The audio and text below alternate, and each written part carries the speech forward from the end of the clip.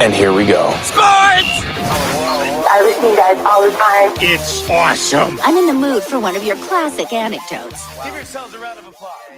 All right, that's enough. Yeah. Hey guys, there is someone I want you to meet. Dave Hooker Show with Caleb Calhoun on Off the Hook Sports. Represented by T. Scott Jones. BanksandJones.com. Tennessee's trial attorney from the Ted Russell Ford Lincoln Studio. East Tennessee's #1 volume and customer service dealer. Ted Russell Ford and TedRussellLincoln.net. I mean, look, we're all part of the same team here. Now to the Dave Hooker Show on Off the Hook Sports.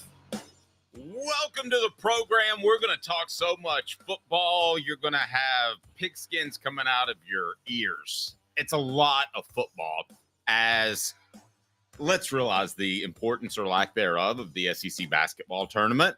And let's talk some football, because the Vols seem a little bit insecure about Nico Iamaleava after a national report that he needed to be a more vocal leader. Tennessee comes out and answers that. Now, I'm glad in this era of bad quotes and guys don't talk very much, I'm glad they did that. I'm just a little bit surprised. Boo Carter, is he cocky or confident? That'll be Bank on It, brought to you by Commercial Bank. Also, Tennessee's football, their biggest concerns on offense. When I really dug into it and I looked at the reshuffled offensive line, I have some strong thoughts on that. This day in Tennessee sports history. Also, Nico left off the cover of the EA Sports 2026 college football game. Could Tennessee fly under the radar? And is that good? I think it very well could be. That was the case in 2022. So we'll dig into that. And then Greg Sankey wants to protect regional ties as the college landscape changes. I don't understand really the point of that. Why would you want to change I don't understand that. I think the Tennessee-Ohio State matchup wasn't regional, but it was pretty darn cool. Caleb Calhoun, how are you, sir? I'm good. How are you doing, Dave? Never better. So we've got a lot going on. Derek says he likes the intro. I appreciate that. It is time for today's tough question, and it's brought to you by Banks and Jones, Tennessee's trial attorney, BanksandJones.com. The question we have for you is all about Nico Iamaleava, and that is, are the Vols insecure about Nico's leadership or lack thereof? Here we go. Today's tough question brought to you by Banks and Jones, Tennessee's trial attorney, BanksandJones.com. Get your preliminary thoughts, Caleb, before we dive in full-fledged. Were you surprised that Tennessee had a retort to J.D. Pickles' report that Nico needs to be more of a vocal leader? I was stunned to see that they were available. Now, they may have been already scheduled to talk. I'm not saying they weren't, but I know that UT usually doesn't send out player quotes. They sent out player quotes for Nico, and you had Joey Halsley available, and they addressed his leadership. What did you make of Tennessee's response to just a report by a guy who's only been doing this for a little bit? No offense, J.D. Pickle. Yeah, I was really shocked that they brought it up too. And I got to be honest, my first reaction was, why would you address public outside noise? But as we'll get to it, because we talked a little bit in the morning, so I think we're a little bit on opposite sides on this, not to telegraph too much, but I think there's a little bit of method to the madness of what they're doing, and I'm not so sure it's a problem. Okay. I like that. Today's tough question brought to you by Banks and Jones, Tennessee's trial attorney, BanksandJones.com. Are the Vols insecure about Nico Iamaleava's leadership or lack thereof? Today's tough question. Boom. You heard that. Now take it. The Dave Hooker Show with Caleb Calhoun. Represented by T. Scott Jones. BanksandJones.com. Tennessee's trial attorney. From the Ted Russell Ford Lincoln Studio. East Tennessee's #1 volume and customer service dealer. Ted Russell Ford and TedRussellLincoln.net. Now to the Dave Hooker Show on Off the Hook Sports. Okay. Do you think they're insecure about Nico Iamaleava's leadership? No, I don't. I think they're insecure about something else, which is the perception of Nico Iamaleava nationwide. I think Tennessee is. I don't think Nico Iamaleava is where they want him to be. I think they want him to get better in terms of leadership. I'm not here to deny that. But I think he's progressing in the way they want him to. I think he has, as mentioned on the message board, he held all-season workouts with Mike Matthews in California. It sounds like he's been directing all-season workouts. That's kind of what you want to see from your quarterback. Of when the coaches aren't there, we got to work on this on our own. I hear that he has taken more of a vocal role in different moments, but the reason the coaches address and wanted Nico to address the J.D. Pickle comments was this. I think that came from Danny White. I think the concerns about Nico have sparked a level of apathy among the Tennessee Vols football fan base that they don't want to see be there. And I think they are trying to I think they're going to address more media reports as the year goes on to let fans know, hey, everything's okay. We're on track. I think there was a lot more excitement last year. I think even though Tennessee made the playoff, I think losing in the first round the way they did, combined with Nico not looking like what we all thought he was going to look like, has produced a level of all-season apathy that the coaches and the administration did not want to be there. So they're trying now to alleviate every concern about that apathy possible right now. Okay, I think they're insecure. I think somebody leaked that to J.D. Pickle, and it was probably a coach. Listen, when you have a national audience like J.D. Pickle, and somebody said I'm mispronouncing his name. How do you pronounce his name? I thought it was Pickle. Is it Pickle? Yeah, I thought it was Pickle too. Okay, so when you have a national audience like that, and I know because I worked for ESPN for 2 years, you make a phone call and usually get a phone call back. It's way different than even being the local media who have a relationship with the coaches. We have a relationship with the program, but still, you make a phone call, you probably get some better info than you would otherwise. So I think somebody first tipped that off to J.D. Pickle. And I think this was very orchestrated in that they came out and addressed it from the get. I think they want to put more heat on Nico. I think that they expect him to respond positively to it. And if he doesn't, then Tennessee's got a real problem on their hands, because they can talk all they want to about how well Jake Merklinger has played in spring camp. But let's be honest, if he didn't pass Gaston Moore last year, he's not going to be ready to pass Nico a year behind. If what I think is true, and I could very well be wrong, Tennessee's got a problem on their hands. Now, you don't believe that's true. So yeah, I don't think it's true. And again, I think there's a possibility that what they're doing is Tennessee could have leaked that to JD Pickle themselves. Oh, I believe they did. I think the coaches could have been behind it because they wanted to they want Nico to see the press clippings. That's exactly what I believe happened. Oh, you believe that happened? Okay. Yes. All right. So okay. I think that could be just part of their method to their madness, though. I think they could be happy with Nico's progression, but they still want to add a little more to it. Let's be fair here. Nico was dealing with, we talked about this yesterday. Certain intangibles, spring a lot of times is about developing intangibles. We talked about this yesterday. In 98, when the coaches took the practice jersey off T. Martin, they needed T. Martin to embrace getting hit. You couldn't just coach that, right? Like, they had to have him embrace getting hit. Guess what? He did. T. Martin embraced contact by the time the season started. And so I think part of this is that there's this idea of leadership. You either have it or you don't. I think it really depends on I think it depends on how things go and what you can do. I think a quarterback naturally has a certain level of leadership. No matter what the quarterback is, they already have a certain base because they're calling the plays in the huddle, right? So at the end, even in the no huddle, like Nico's calling the plays at the line of scrimmage. So there's already a level of leadership that has to be there. I think last year with Dylan Sampson, Cooper Mays, and Brew McCoy so vocal, there just wasn't an avenue for Nico to step in and be that leader. And so I think spring practice is kind of the way to get Nico used to it.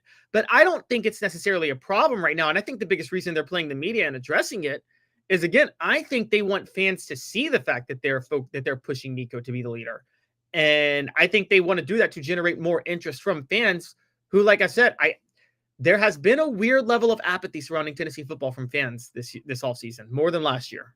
Okay, you mentioned T. Martin, and I feel like sometimes we go a little bit too far back when we talk about the 98 team. I mean, that was a pretty special group. Let's talk about some quarterbacks.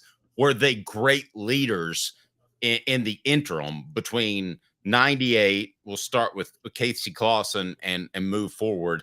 Today's tough question brought to you by Banks & Jones, Tennessee's trial attorney, banksandjones.com. Why Banks & Jones? Well, it's because they're Tennessee's trial attorney. You can play to win with Banks & Jones because they'll go to trial. You've heard of other lawyers. They say they'll go to trial and fight for you. They won't. They just want to settle. That's the easiest way out. Well, that's not Banks & Jones, led by T. Scott Jones. They won't settle. They'll go to trial for you. Tennessee's trial attorney. They play to win. Truly Tennessee's trial attorney when it comes to criminal defense or personal injury. Why settle? It's Banks & Jones. T. Scott Jones. Banks & Jones. Thanks for the birthday wishes. Our poll question, are you worried about Nico's leadership? Yes, too quiet. No, he can handle it. Well, that's kind of changing today's tough question a little bit, Caleb. Where do you stand on that? I'm going to say no, he could handle it, because the way he was talking yesterday actually kind of won me over. And we're going to talk about, funny enough, we're going to talk about Boo Carter soon. But I think the thing I liked about Nico in the press conference yesterday is Nico wasn't afraid to call people out, certainly to a certain degree, by name. I mean, Nico was the one that's like, Boo Carter's talking, man. And so I think that's just little things like that lead me to believe he's got a level of leadership. Because if he was too quiet, he would be, everything's good, we're doing things right. You know what I mean? Maybe you read it different. I kind of read it as that, yeah. Listen, if you look back at Tennessee's quarterbacks, who were great leaders? Tyler Bray, not a great leader, correct? Josh Dobbs, great leader. Hendon Hooker, great leader. But then there's Casey Clausen. And I'm going to compare Nico to Casey in their approach to the game. I think they take care of their business. Yes, they'll get in somebody's face if they have to, but I don't think it's their natural personality. And I covered Casey very closely. I was full-time on the beat then. I think there's a real comparison to be had there.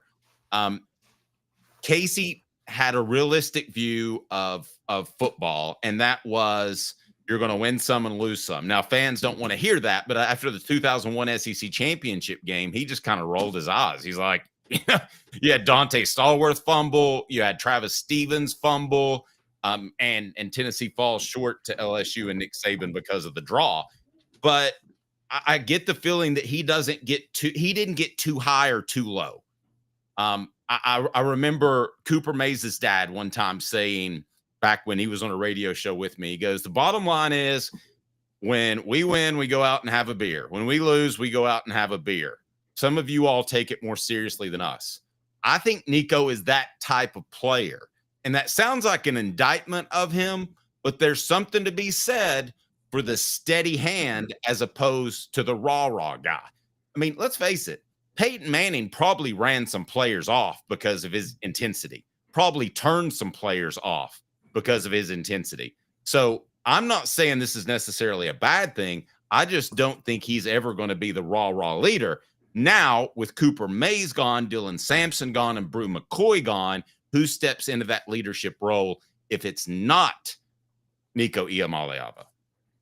No, there's nobody. Nico has to do it. He's got to do it. That's the problem. I mean, normally a team that had great leadership, I wouldn't have any concerns about that. But now I do have concerns because I don't see another great leader in this crew.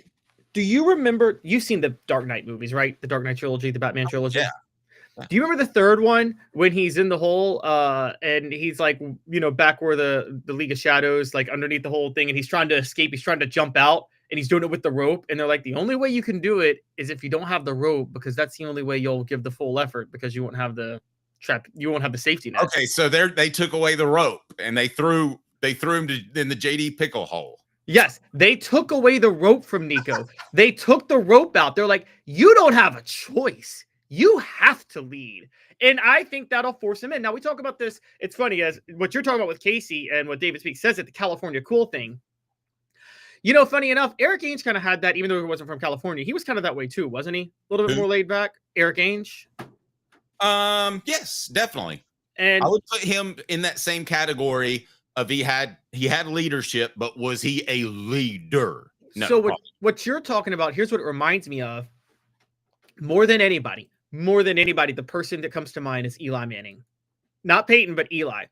Eli seemed like a guy that was like, I guess I should be playing football. Win some, lose some. Right. And it got him 2 Super Bowls. It did. And, you know, and they weren't great teams that won those Super Bowls. They just played right at the right time and had you take those 2 teams, and this may be a reach, Caleb, but you replace Eli with Peyton and average play throughout the regular season. And I think those teams that Eli won Super Bowls with do not win Super Bowls with Peyton as opposed to Eli. I think they needed an even kill guy and not a guy that's in your face. Is that a reach? No, that's not. I totally agree. It kind of worked in their favor. I mean, because what happened was when they went to play the Patriots after losing to them in the regular season, the undefeated Patriots in the Super Bowl, yes, Plexico Burress is like, they're only going to score 17 points. But the funny part about that was like, they go into that game, they're like, we're playing the Patriots. It was very much like, just another game, just another day at the office. You know what I mean?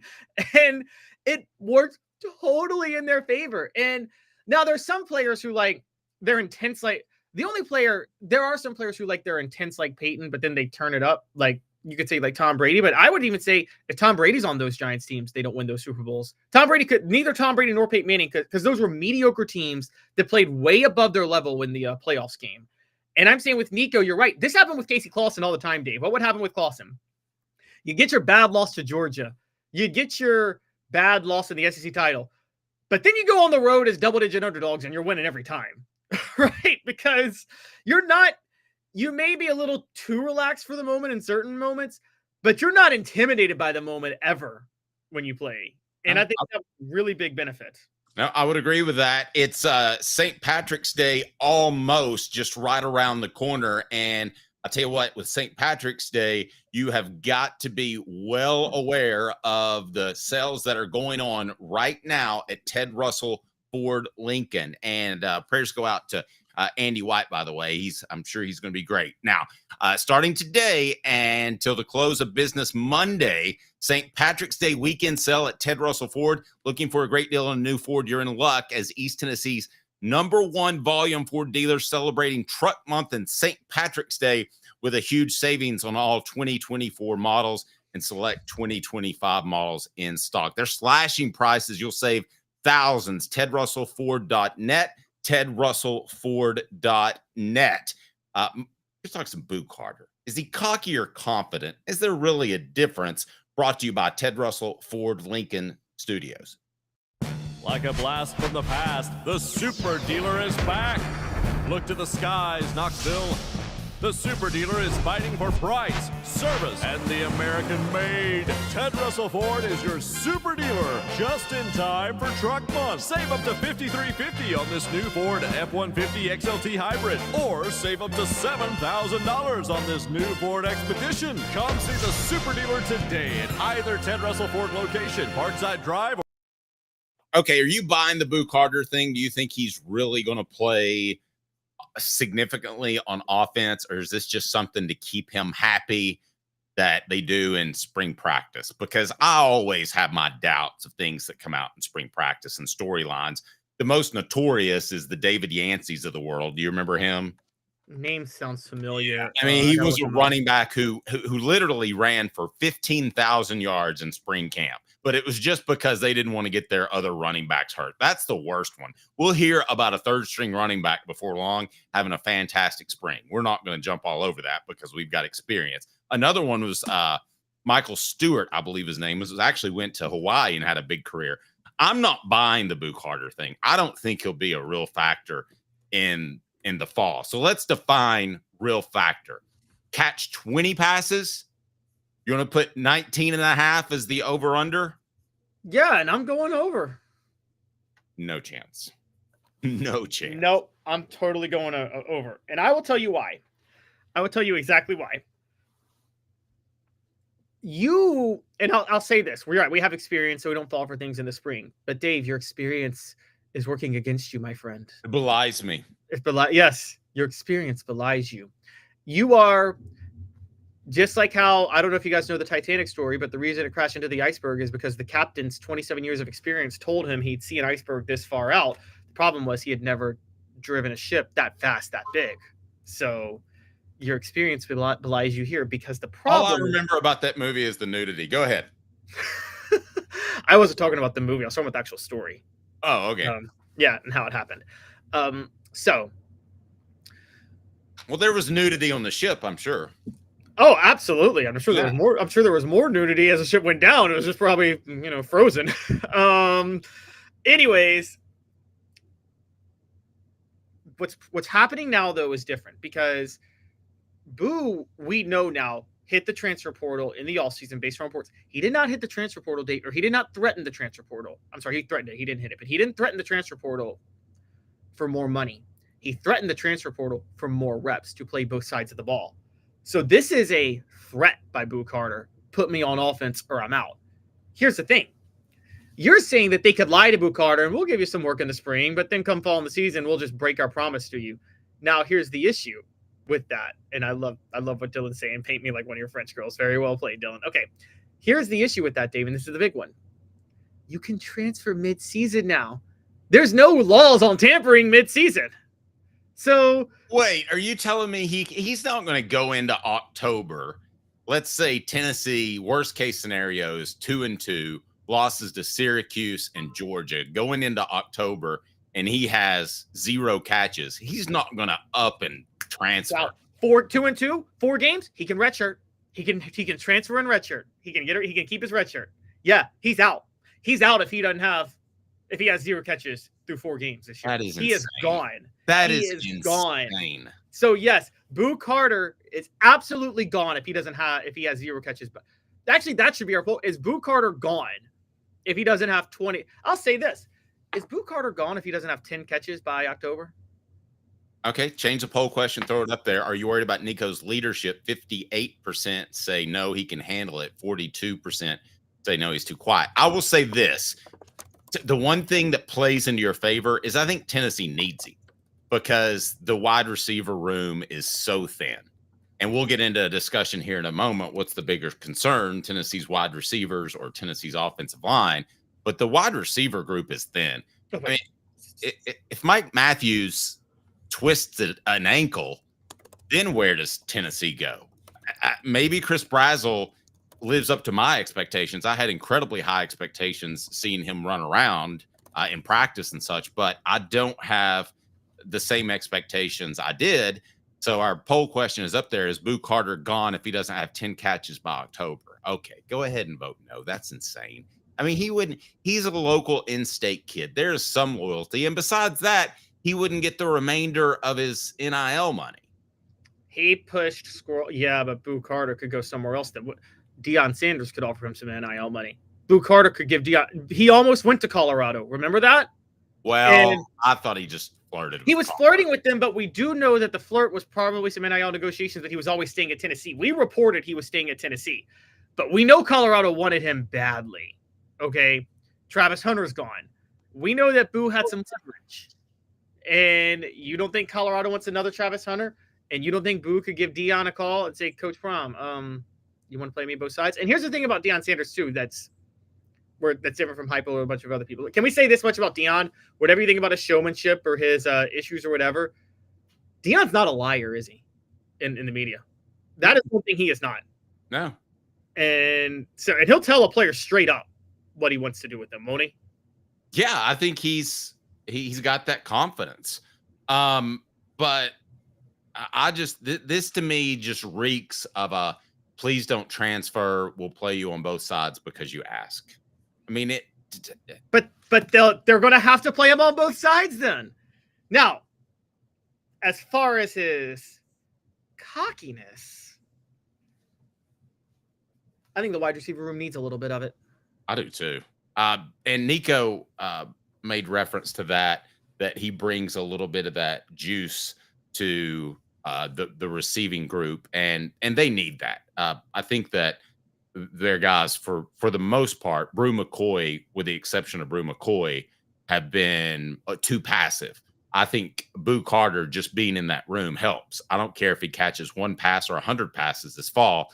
Being in that room during spring practice and summer workouts. And by the way, summer workouts are very important for skill position players on offense and defensive backs and linebackers. You can't hit, so you're limited what you can do with linemen, but it's extremely important. So he brings a lot of juice to that room. And if he's there, I like his confidence. I think it's towing the line. You know, he transferred his senior year of high school. He flirted with Colorado, even though he knew he was going to Tennessee. I do like that confidence. So go ahead and bank on it. Brought to you by Commercial Bank. His confidence is good for the receiver room. Commercial Bank is your neighborhood bank. What makes us different from other banks? We understand that every customer has unique opportunities, challenges, and financial concerns. We don't expect you to fit into the same box as the next person or business. Whether it's purchasing a home, saving for your child's future, or planning for your next vacation, we're with you every step of the way to navigate life's big decisions. Commercial Bank. Life. In all fairness, it's happened before. David points out that UNLV quarterback opened Pandora's box with leaving mid-season. Are we going to see more mid-season departures as we move along? Yes, we are. I think we are. Let's run down a few of these Boo Carter quotes, and you tell me buy or sell. Just do you think it's cocky or confident? Real quick. Go for What's being said about Boo Carter? And this is from Nico Iamaleava. I'm not going to do the first one because he says Boo talks a lot. That since we played tournaments in high school, Boo is always going to talk for sure. That's not even a confident or cocky. That's just, we all know that, right? Yeah, I'm good with that. All right. So here's what Nico said about Boo specifically. He's primarily a defensive back, but I love seeing Boo on offense during the little chances we get. I love seeing that man go to work. I think when he says go to work, Dave, I think he says that Boo Carter, when he's practicing on offense, does it with the level of intensity a lot of the other players don't practice with. Well, if Boo Carter goes over there and listen, they're only going to throw so many passes, right? Right. And if he's going to gobble up 40 attempts, then if I'm a receiver, I'm a little bit miffed by that, aren't you? I mean, great comparison, Derek. Derek always throws heat. Deebo Samuel role is what I want to see. Now my question is, Josh Heupel likes to run his offense. Joey Halzle, we would agree, doesn't bring a lot of creativity to it. Would they be that creative? I think Deebo Samuel is a great comparison, and thank you for the birthday wishes. That's a good one. I agree. That's a very good one to mix him in with that role. Now, the final quote is what we were talking about. And tell me if you believe Nico or not on this, or if he's just trying to positive spin it. Asked about Boo Carter's talk, he goes, "It's great. It rubs off on a lot of our guys because I wouldn't say a lot of our guys are big talkers. So when he comes over, he brings that energy. It's great having Boo." I get the vibe, Dave, that Boo walks into the wide receiver room and is like, "I'm getting the touches." As Kelly Washington said, "I'm the horse of this offense. Y'all guys got to catch up to my level." Yep. No, I can roll with that. Now, I think what we're pointing out on the message board, and Nico admitted that he's only spent limited time on the, how about a Boo gun? Yeah, running out of the shotgun to replace Nico. I don't think they're going to do that. But it's not a horrible idea. But we're talking about the simplicity, end arounds, jet sweeps, that sort of thing, go routes. That's what we're hearing on the message board. But my bigger question is, what in the world happens if Boo Carter, and that position is so important, that nickel position, it's essentially a third linebacker. It's difficult to find a guy to play that role because you have to be in coverage. You have to play the run at times, even though you're on the weak side. But if he were to get hurt on offense or returning a punt, then everybody's going to say, why in the world are you playing him anywhere but the nickel position? What do they call it? The the Leo, or what do they call it? The star. Star. Well, okay, but we talked about this yesterday where things are more valuable. And I'm going to go hot takey here, but here we go. Let's talk baseball for a minute. Dave, would you rather have Edgar Martinez or Ozzie Smith in their prime? Ozzie Smith? No, it's Edgar Martinez. Okay. Ozzie Smith is an elite shortstop, the best defensive shortstop of all time. I'll take the offense in an everyday hitting lineup over elite defense. The difference in and tell me if I'm wrong on this. The difference in nickel, I think, is on the margins. Whereas the difference among a great receivers is much more significant because of how much better they can be. And I think Boo Carter can just be much more effective on offense. Like I talked about yesterday, the Yankees decided to move Babe Ruth to the outfield because they wanted him to hit every single day because they felt he was more valuable as a hitter than a pitcher. And I think that's the idea of putting Boo Carter on offense. And I love what David is saying. If Boo has 500 yards, 4 or 5 TDs of total offense between offense and punt returner, that is star impact. Totally agree. I will also say that I'm going to add this point. We talk about cockiness and leadership and talking a big game.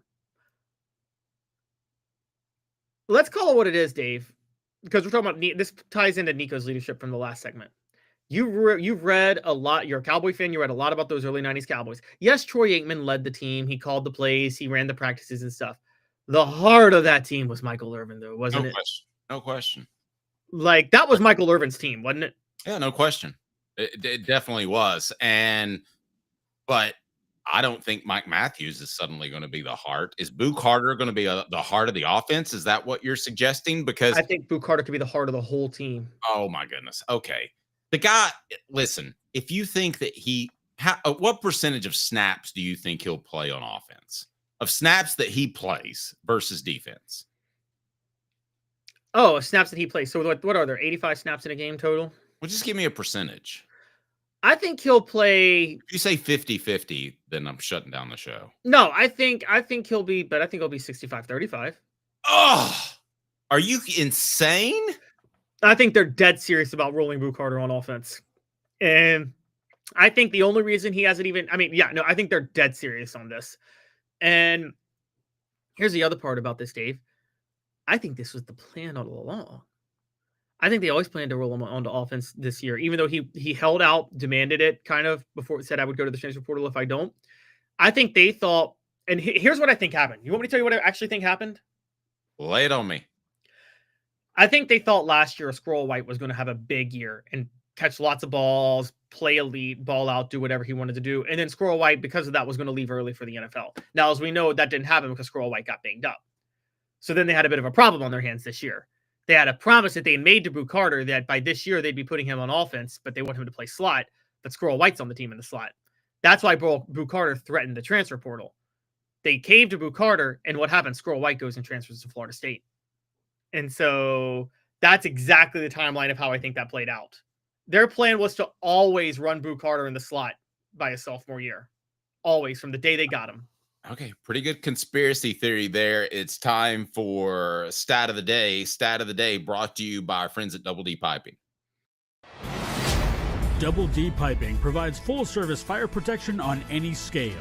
From residential homes to government facilities, we can assist any customer through design, fabrication, installation, inspection, and demonstration of fire suppression systems. With 30 years of service across 5 states and a full staff with over 40 years experience, our quality can't be beat. Don't get caught watching what you could have prevented. Call Double D Piping, the absolute best in. Stat of the day. They never lie. Or do they? Stat of the day. The Dave Hooker Show with Caleb Calhoun. Off the Hook Sports. Stat of the day. What do we got, Caleb? This is a crazy stat. Crazy.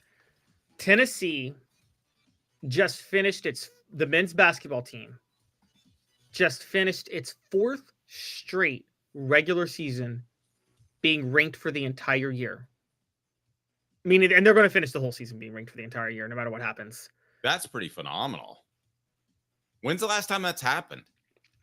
Guess what the record of how many consecutive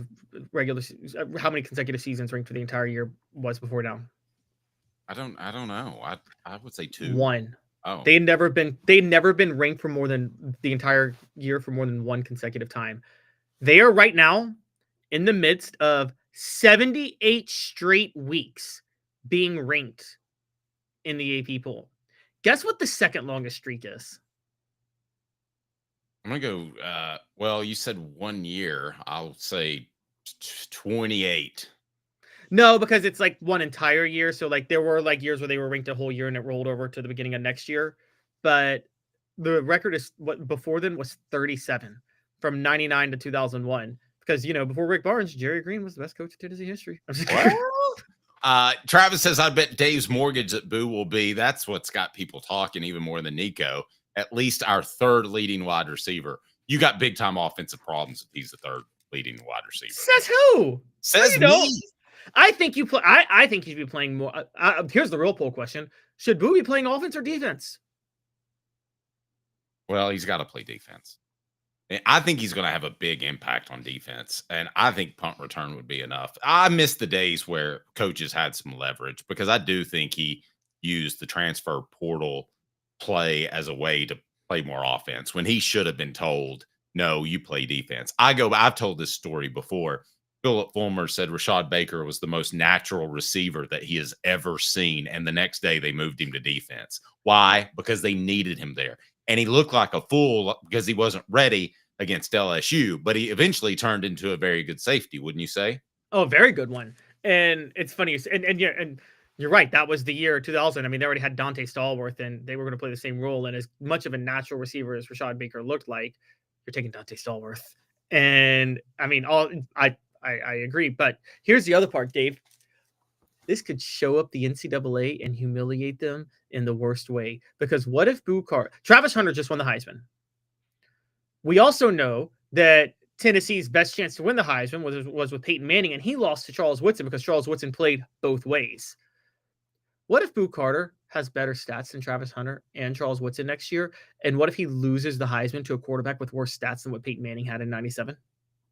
Well, I'm just to the point where I don't think a Tennessee player's ever going to win the Heisman. I think they could for the entertainment. See, I don't think there's this media bias against Tennessee the way people think. They want Tennessee to be good. Like, Tennessee's good for their ratings. Oh, I know some national people that have. I'm not going to mention names. But they hate the Tennessee fan base. Yeah. No, there is a bias against Tennessee, and there's I'm not going to mention any names because they were off the record conversations, but I talked to people at SEC Media Days and other things, and I do think there's some national people that detest Vol Twitter, that they come after them, especially with the Schiano thing. That's what they don't appreciate it. Yes, because they had that. Let's call it what it is.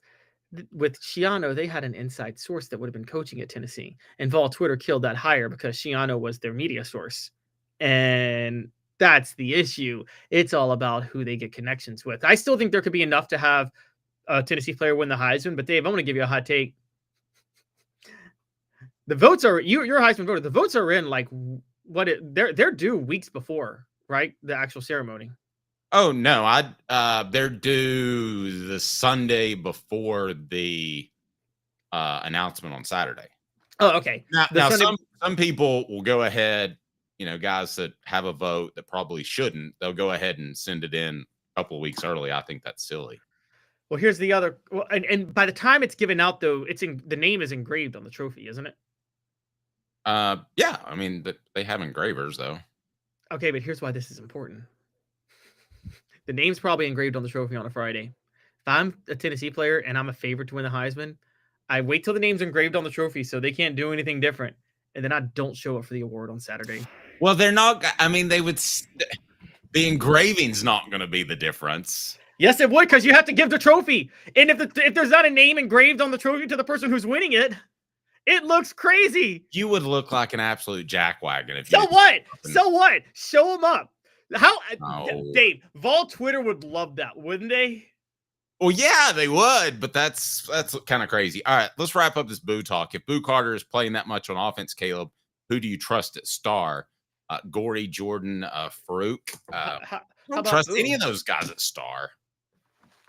What if Tennessee just does a standard 4-3 next year and doesn't play the star as much? It pretty much is. I mean, You know, I mean, isn't Play two linebackers. Isn't Boo Carter a slightly lighter Eric Westmoreland? Yes, he is. The star is kind of like the high. I mean, this is kind of what they moved Derek Berry to in Monty Kiffin's defense, wasn't it? Yeah. They almost had him play more linebacker than anything. But yes, I still think it's. I think Jordan Thomas would probably move over to the nickel because they have some experience at safety. They might put Turrentine at nickel. Okay. Yeah. Our friends at Joe Newbert Collision Center want to remind you that for nearly 50 years, Newbert Collision Center has been East Tennessee's best choice for quality repair work and fantastic customer service. JoeNewbertCollision.com, JoeNewbertCollision.com. Also want to thank our friends as a bit of a car segment. Quality Tire Pros, serving Chattanooga's community since 1957. All major brands of tires, full service automotive, brake alignments, oil changes, and more. QualityTirePros.com. QualityTirePros.com. Stop in and tell Bo that Dave Hooker and Off the Hook Sports said, "Hey, Bo, Travis said he'd bet my mortgage that Boo will be at least our third leading receiver." That blows me away. It's Brazel and Matthews, definitely, right? Brazel, Matthews, those two were definite. Yes. Well, Brazel, but Matthews, but Brazel's just the Ramel Keaton of this offense. I think that's Brazel's ceiling is Ramel Keaton. Ooh, I think he's way more talented than Keaton. You really don't think that? I don't think Brazel is ever going to be the go-to wideout who dictates coverage. Put it that way. I think he's going to play the role of Ramel Keaton. Is that fair to say? Okay, let me ask you this, and then we're going to move on from Boo. So, what's better? If Boo has more catches and more of an impact, or if Travis Smith Jr., a freshman, has more of an impact? Boo. No, it's not, because then Travis Smith is showing you that he's ready to play. And if Travis Smith has more of an impact, that means Mike Matthews didn't emerge. Oh my goodness. I think he's going to be the first year player to have success. From what I hear, he is an absolute beast. The show represented by Banks & Jones, Tennessee's trial attorney, banksandjones.com, as we broadcast from the Ted Russell Ford Lincoln Studios. Coming up on the program, Tennessee, their biggest concern on offense, is it the wide receivers? Is it running back? Is it the offensive line? We'll tell you in 2 minutes. Off the Hook Sports. It's a new year, a new day, and Ted Russell Lincoln has an exciting new offer to share. Right now, get a 2024 Lincoln Navigator with 0% APR for 72 months and up to $4,000 in bonus cash. Or drive away in a new 2024 Lincoln Corsair Grand Touring with 0% APR for 60 months and up to $4,500 in bonus cash. It's time to get excited about the ride. Come and see what a luxury car experience truly is at Ted Russell Lincoln Knoxville. Now in its 45th year, the second and third generations continue Joe Newbert's commitment. His vision of what this business needed to be, we still try to live up to that. Joe Newbert Collision Center. Having been in the jewelry industry for a long time in the Knoxville community, I saw a need for a jeweler, a real jeweler. Our ability to do these designs has really been based on the customers bringing new things in and challenging us as a store. Our goal is not to tell anybody what they want. Our goal is to listen to what they want and then help them get there. Schedule your consultation today to get your special someone the perfect custom gift just in time for the holidays. Hi, Mike Davis here with City Heating and Air, reminding you to always dare to compare. Our team provides quality local heating and air service, installation, and maintenance across East Tennessee. We use only the best equipment like American Standard heating and air conditioning for your residential, new construction, or commercial needs.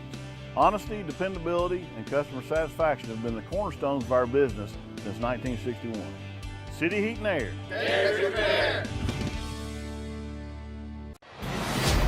Double D Piping provides full-service fire protection on any scale.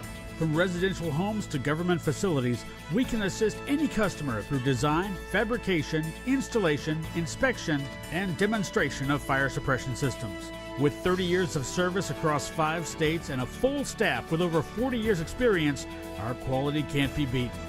Don't get caught watching what you could have prevented. Call Double D Piping, the absolute best in fire.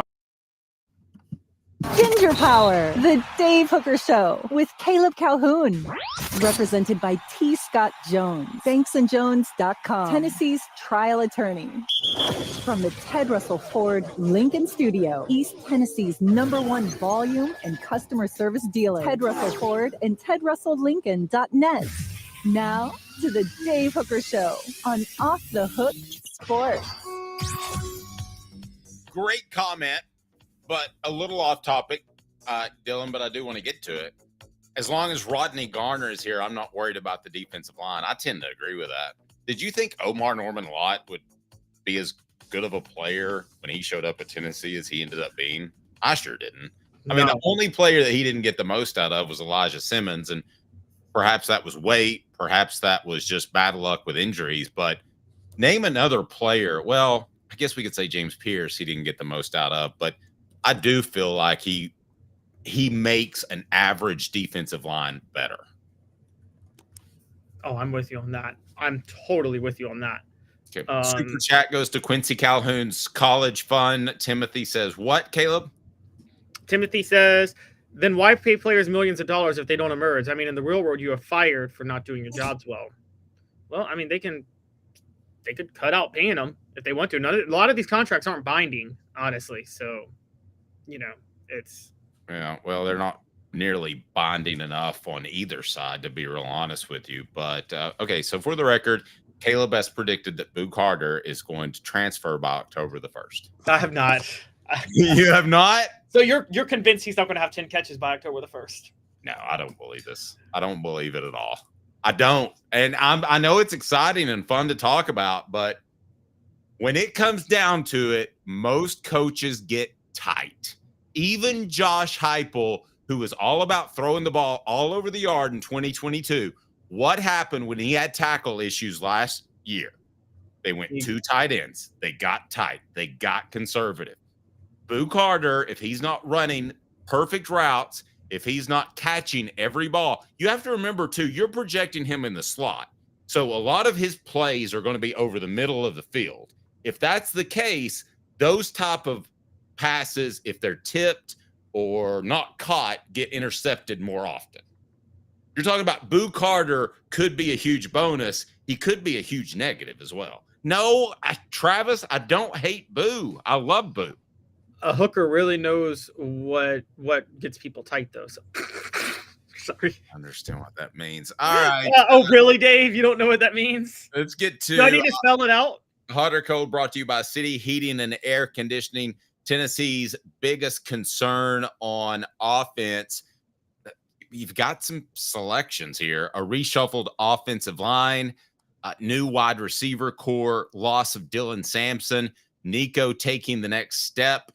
We'll talk about which concerns the Vols will fix. Now, the offensive line, after doing some research and making some phone calls, I have some insight into that I'll share with you. 4 downs. I'm sorry, Hot or Cold brought to you by City Heating and Air Conditioning, cityheatandair.com. All right, Caleb, let's start with the reshuffled offensive line.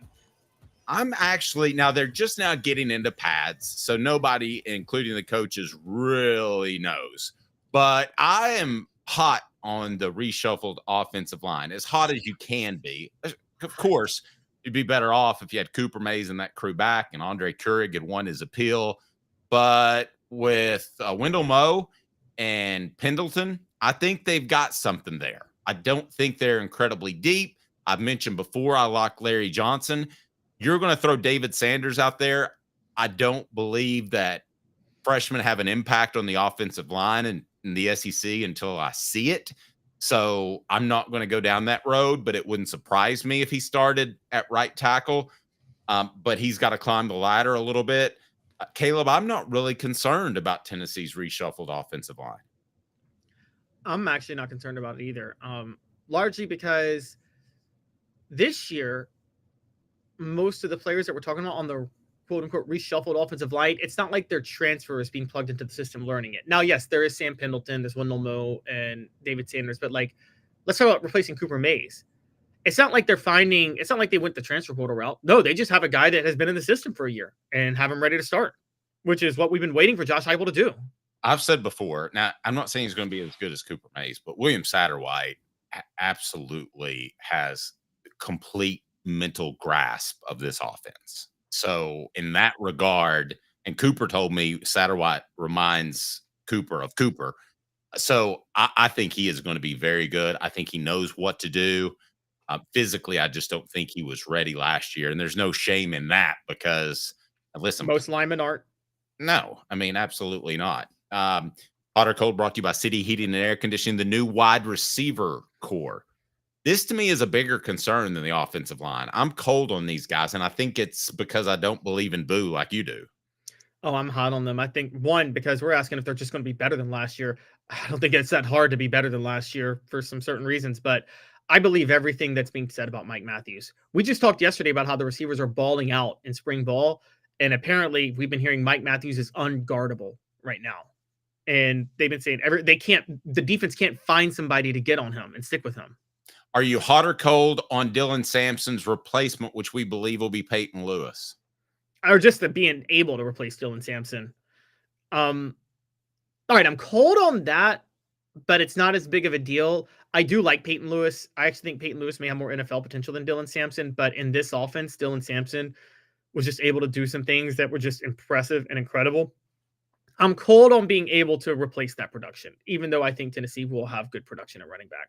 Yeah, it kind of feels like they may hunker down this year. And I know people don't want to hear this, but it feels like with Peyton Lewis being a power back, they might hunker down a little bit in that two tight end look consistently. Now, I know people don't want to hear that because you want trips and you want them throwing the ball all over the field.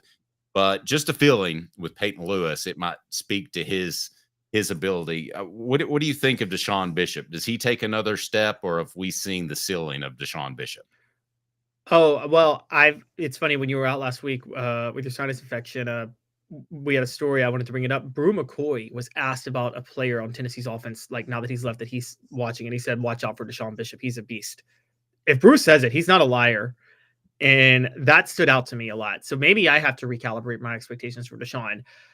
I don't think Peyton Lewis or Deshaun Bishop are the home run threat Dylan Sampson was. Is that fair to say? Yes. I think Peyton Lewis, because he's a power back, like you said, he'll wear teams down more, getting 3 to 4 yards, 5 yards a carry.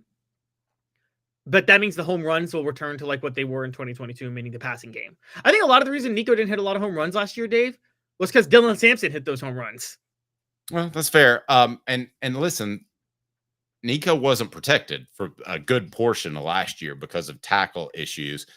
Timothy says, I want a two tight end look, help the tackles. Yeah, I think that's what you're going to see. And I think they will be able to help the tackles. They're also going to be very good. I mean, Miles Kitselman is a top flight tight end. I mean, so if he's in the game, whoever else is in the game can block people. Theoretically, Ethan Davis would be a guy that could get downfield as well. This needs to be a big year for Ethan Davis. Hot or Cold brought to you by City Heating and Air Conditioning, cityheatandair.com. 50 years in Tennessee. Integrity matters. Hi, Mike Davis here with City Heating and Air, reminding you to always dare to compare. Our team provides quality local heating and air service, installation, and maintenance across East Tennessee. We use only the best equipment like American Standard Heating and Air Conditioning for your residential, new construction, or commercial needs. Honesty, dependability, and customer satisfaction have been the cornerstones of our business since 1961. City Heat and Air. Dare to compare. Nico taking the next step. Hot or cold? I'm hot on it. I'm hot on it, but not as hot as I. You know what? I'm cold. I'm hot. He will take another. How can you? You're breaking the thermostat here. Brought to you by City Heating and Air Conditioning. I'm cold because while I think he'll take the next step, I don't think he'll take the next step that a lot of people want him to take. I don't think it'll be at the level it should be, but it won't matter because I think the receiving core taking a huge step forward will help Nico out a lot. Let me make this statement and see if you agree with it.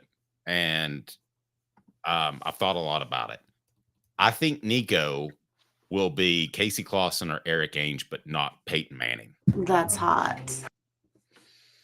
I don't think he's going to be one of the best quarterbacks in school history, but I think he will be up in that top tier of very, very good quarterbacks. When you talk about the greatest quarterbacks in Tennessee history, it's what, Condridge, it's Peyton Manning. That's pretty much your two, right? Hendon Hooker. The modern era. What Hendon Hooker did was pretty okay. The three best individual seasons ever by a quarterback at Tennessee, the three best: Hendon Hooker 2022, Peyton Manning 1997, and funny enough, Josh Dobbs 2016 are the three best individual seasons by quarterback. Hooker, I love his name, but Hooker, to me, it was more about Tennessee surprised people with their offense, and he took advantage of that, which he should have. I don't necessarily think that he is the same ilk as a Condridge Holloway or a Peyton Manning. Well, Condridge, see, the hard part with Condridge Holloway was actually kind of very Josh Dobbs-like, and what I mean by that is Condridge Holloway was leading Tennessee at a time when Tennessee as a program was really suffering. And he basically masked all of the really big flaws within the program at the time. And then when he left, those flaws just magnified. Whereas kind of Peyton Manning was part of a wave of Tennessee on the ascension as a program. Condridge was part of a wave of them on the descent, but it wasn't his fault. He was masking the descent heavily. And I think that, but yeah, if he's Casey Clausen or Eric Ainge, Dave, I'm sorry, that is a disappointment. That's not what he was paid to be. How am I feeling on Merklinger and McIntyre? That, according to Steven, well, all the reports on Merklinger that he understands the offense much more, which you would expect as opposed to last year. It's still a major red flag to me for somebody that talented not to beat out Gaston Moore. No offense to Gaston, but I mean, he was a high 4-star guy. To not be able to beat him out, I think, is disconcerting. I haven't heard much on McIntyre yet. He's running third team. He's not getting any first team snaps. So that remains to be seen. It will be interesting, though. This is one of the cool parts about the transfer portal and NIL, to see how they manage the roster and keep. I mean, they want to go into, let's say Nico goes pro. Then they want to keep McIntyre and Merklinger, right? Let's say Nico doesn't go pro. Then they want to keep Nico and one of the two. But if Nico comes back for another year, they could lose them both. That soap opera part is kind of interesting. That's kind of crazy how that could play out. You're right. So we don't know what quarterbacks we'll be talking about this time in spring next year. I think Josh Heupel is going to make a move pretty quickly, so he doesn't have that happen, to make clear one of these guys is the second stringer and let the other guy know he probably needs to hit the portal. He's going to Brian Maurer that guy. I love Hendon Hooker. Steven says, don't you slander Hendon Hooker, Dave. I'll never watch the show. I love Hendon Hooker. Listen, if I think Condridge and Peyton are 10s, he's a 9. I mean, I love him that much. So, I mean, now, Unsung brings up a great point. Was it Merck didn't beat out Gaston, or was it Hype's loyalty to upperclassmen? There's something to be said for that. It is time for This Day in Tennessee Sports. Wait, was it also that it didn't matter because Nico never got hurt? Are we sure he would have thrown Gaston out there if Nico was hurt and it was meaningful snaps? Okay, if Nico had suffered a significant injury in September, I believe Merklinger would have gotten more first team snaps and they would have pushed him into a playing more role. Totally agree. That's right. Because you're so limited with Gaston. Again, no offense to Gaston. We love Gaston. And I love Hendon Hooker too. It's time for This Day in Tennessee Sports History. This Day in Tennessee Sports History. It's cool, baby. It's cool. Now you know, and knowing is half the battle. The Dave Hooker Show with Caleb Calhoun. Off the Hook Sports. Brought to you by Sports Treasures, carrying over 5 million sports treasures and so much more. Follow on Facebook for the best sports memorabilia, daily updates. Just go to Facebook. The link is right down below. And Sports Treasures TN, Sports Treasures TN. This Day in Tennessee Sports History, Caleb. On this day, and I've been on my SEC train with you guys. I gave I shouldn't have given the This Day I gave yesterday, by the way. It was a big win when Tennessee beat Kentucky 4 years ago en route to its first SEC tournament title in 33 years. But honestly, 43 years, excuse me. The biggest story yesterday was it was the 5-year anniversary of when every sport in the world shut down due to COVID, and the college basketball NCAA tournament was canceled and the SEC tournament. Tennessee had a game that day, funny enough.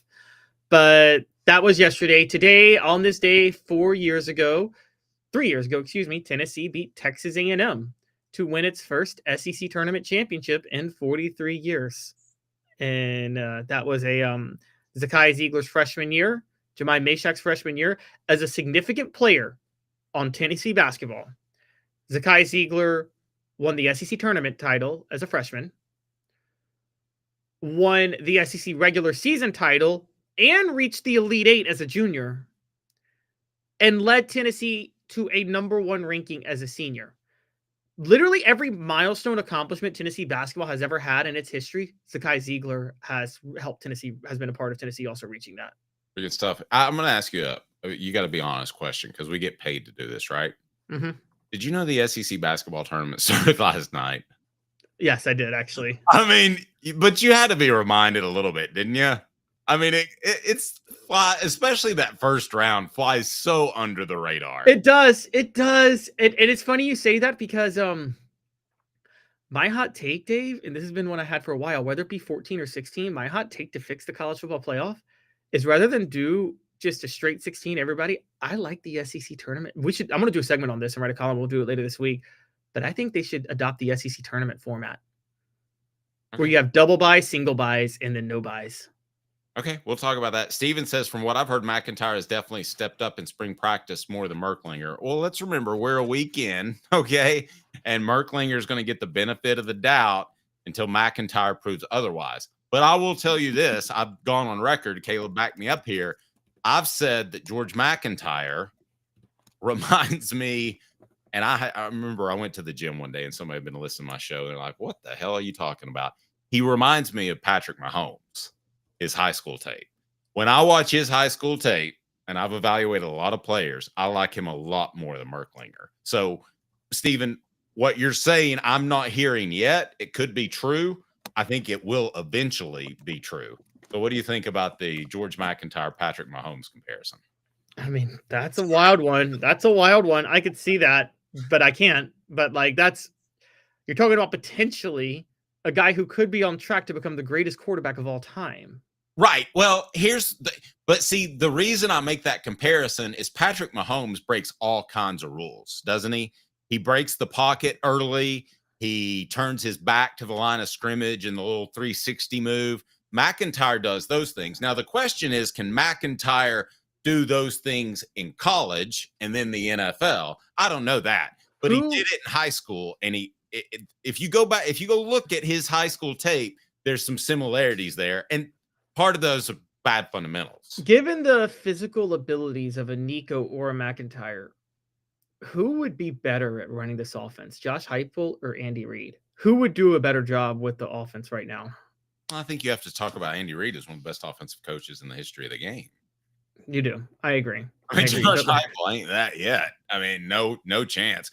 2 minutes, then we're going to dig into some more football. What are we going to do? We're going to talk about Nico not being on the cover of the EA Sports 2026 college football game, brought to you by Work Trucks. All about trucks that are actually available, trucks that help you maximize your profits by having the right work vehicle. Now, time is money. Perfect work vehicle doesn't break down, has all the space to carry what you need.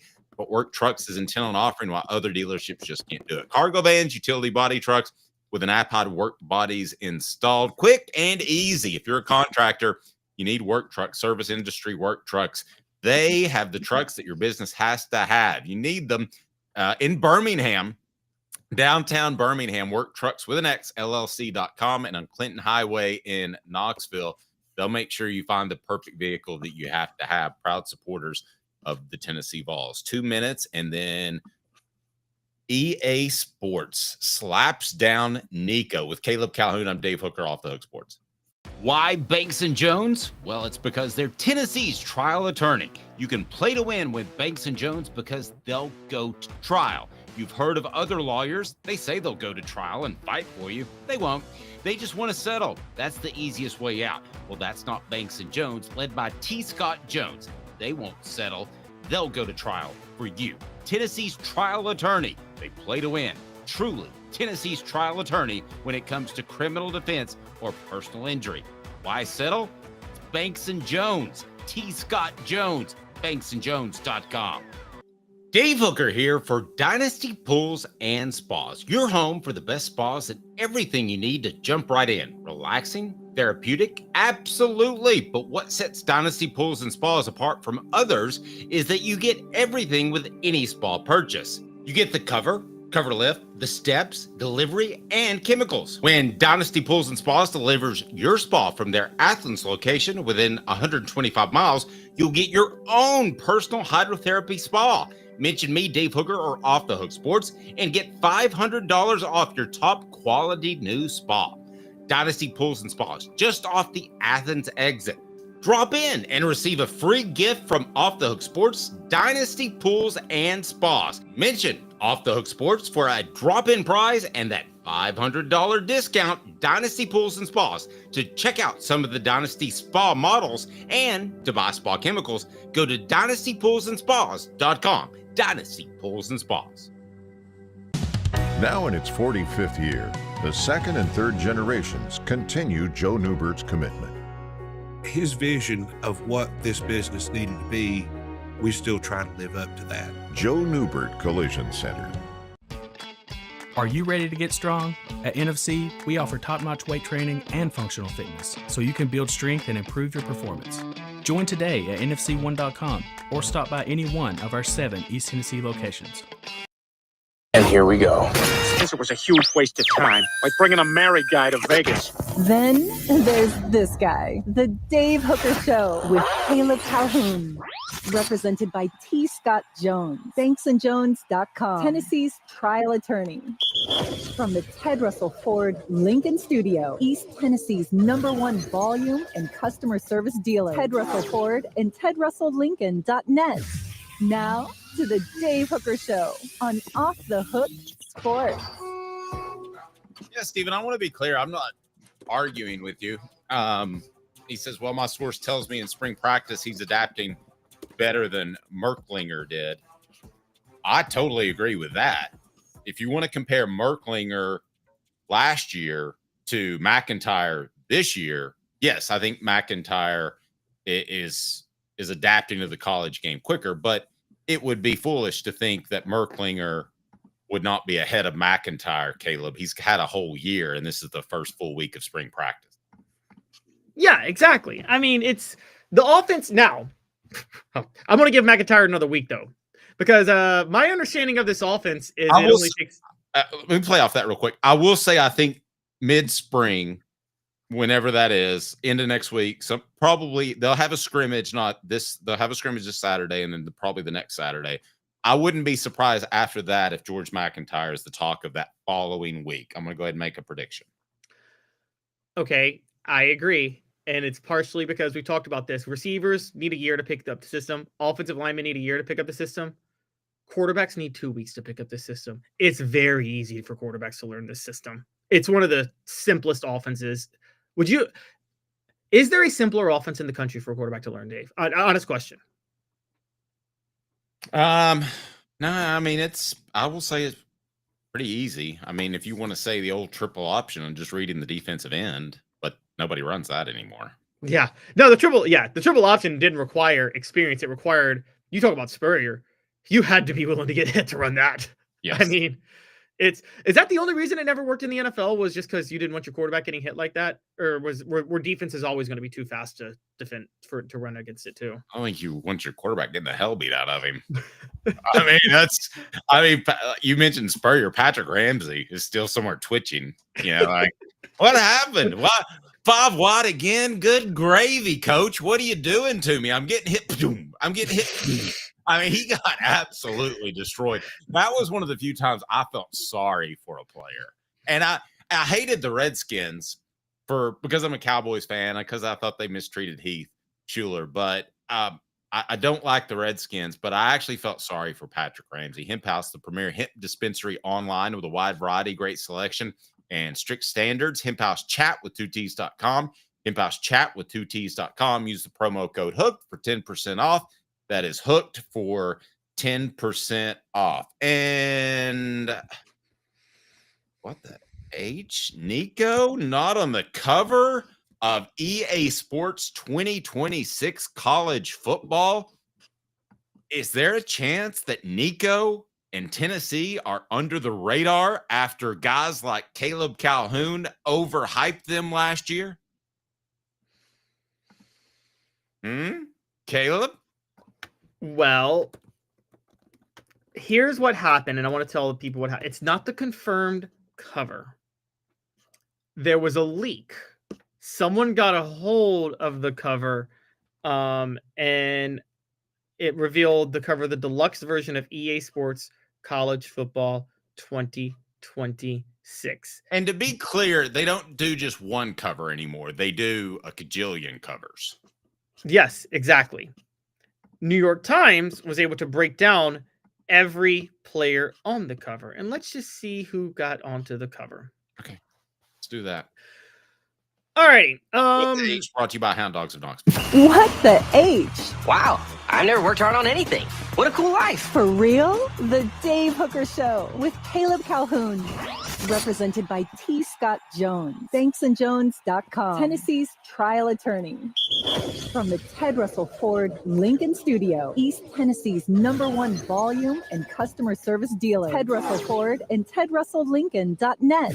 Now to the Dave Hooker Show on Off the Hook Sports. Hound Dogs of Knoxville. Champions look good in orange. They bring you What the H?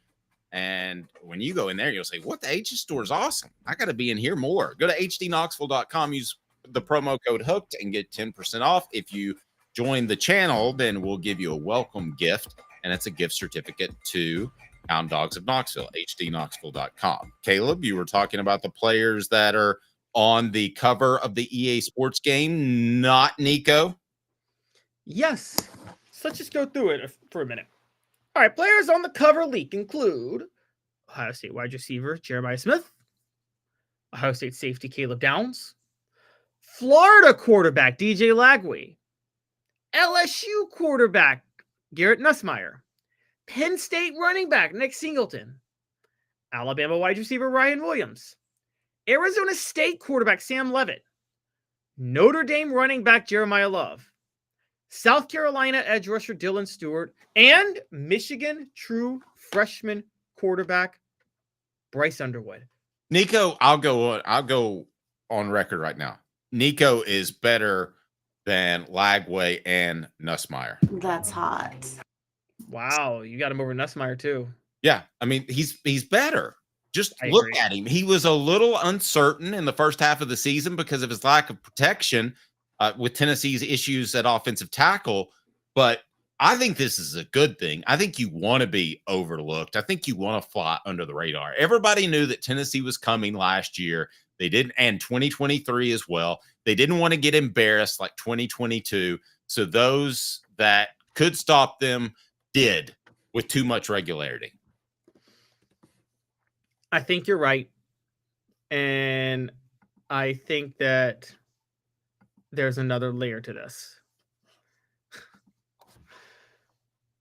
The coaches on the cover were Ryan Day, Kirby Smart, James Franklin, Kenny Dillingham at Arizona State, and Lane Kiffin. So no Heupel on the cover, no Nico on the cover. I agree. I think last year, tell me if I'm wrong on this, Dave. When Heupel was like at SEC Media Days and you covered, he was like, this is the best roster I've had since I've been here. He was really trying to sell the national title. Did it feel a little bit like, and I'm going to give you a weird example that I don't know if you remember, but you might. You were covering the team. The 2005 team, the Rick Clausen, Eric Ainge debacle. Do you remember how much Philip Fulmer was promoting that team nationally in the offseason to try to get them? Like, basically what had happened was Auburn went undefeated the year before and got left out, and Fulmer was worried that would happen to Tennessee. So he spent half the offseason just doing every national radio interview. He had the ESPN media come down to cover a team practice, just open practice one day, just for national TV. Okay. And Uncle Dave's story, you ready for this? Yes. Okay. When ESPN came down and covered that practice, I got mad because I said, you can't broadcast from practice. So I said, if they can, I can. So I called the radio station and started giving live updates of Tennessee's practice. And Bud Ford came after me, former sports information director, and you could hear him on the radio. No practice reports from practice. No. And he's cursing and going crazy. But I was like, if they can do it, why can't I do it? So I did. I love that. That's kind of awesome. And you should be like, why would they make concessions for ESPN and not for local media? And that's hilarious that happened. So you remember it. You remember Fulmer going out of his way to promote Tennessee. I didn't until you mentioned that. I do remember that because it was goofy. I don't know anybody. You'd have to really be a hardcore Tennessee fan to watch that. Yeah, Fulmer was doing all that on purpose. And he admitted later he was worried about what happened to Auburn, but then his team went 5-6. So there was never going to be a debate. You've talked about them pushing Peyton Manning for the Heisman in 97. Now, Peyton Manning lived up to the expectations, just the promotion hurt his award chances, but it wasn't like he melted beneath the pressure. Do you think Heupel did a little bit of what I'm talking about last year with this? Really trying to push Nico and push everybody into the forefront for Tennessee rather than just trying to win to put him in the forefront? I don't think that's his style, but I'm going to say no. I mean, I see where you're going with that. I think that Tennessee didn't do that in particular because they got burned by the Joe Milton year, because everybody was excited about Joe Milton. You and I knew he wasn't as good as Hendon Hooker, but a lot of the people looked at it and said, hey, he can throw an orange 150 yards, so he's got to be better. Because that's what you're asked to do in a football game, by the way. Yes, throw an orange. I think they got burned that year. So I don't think they did that.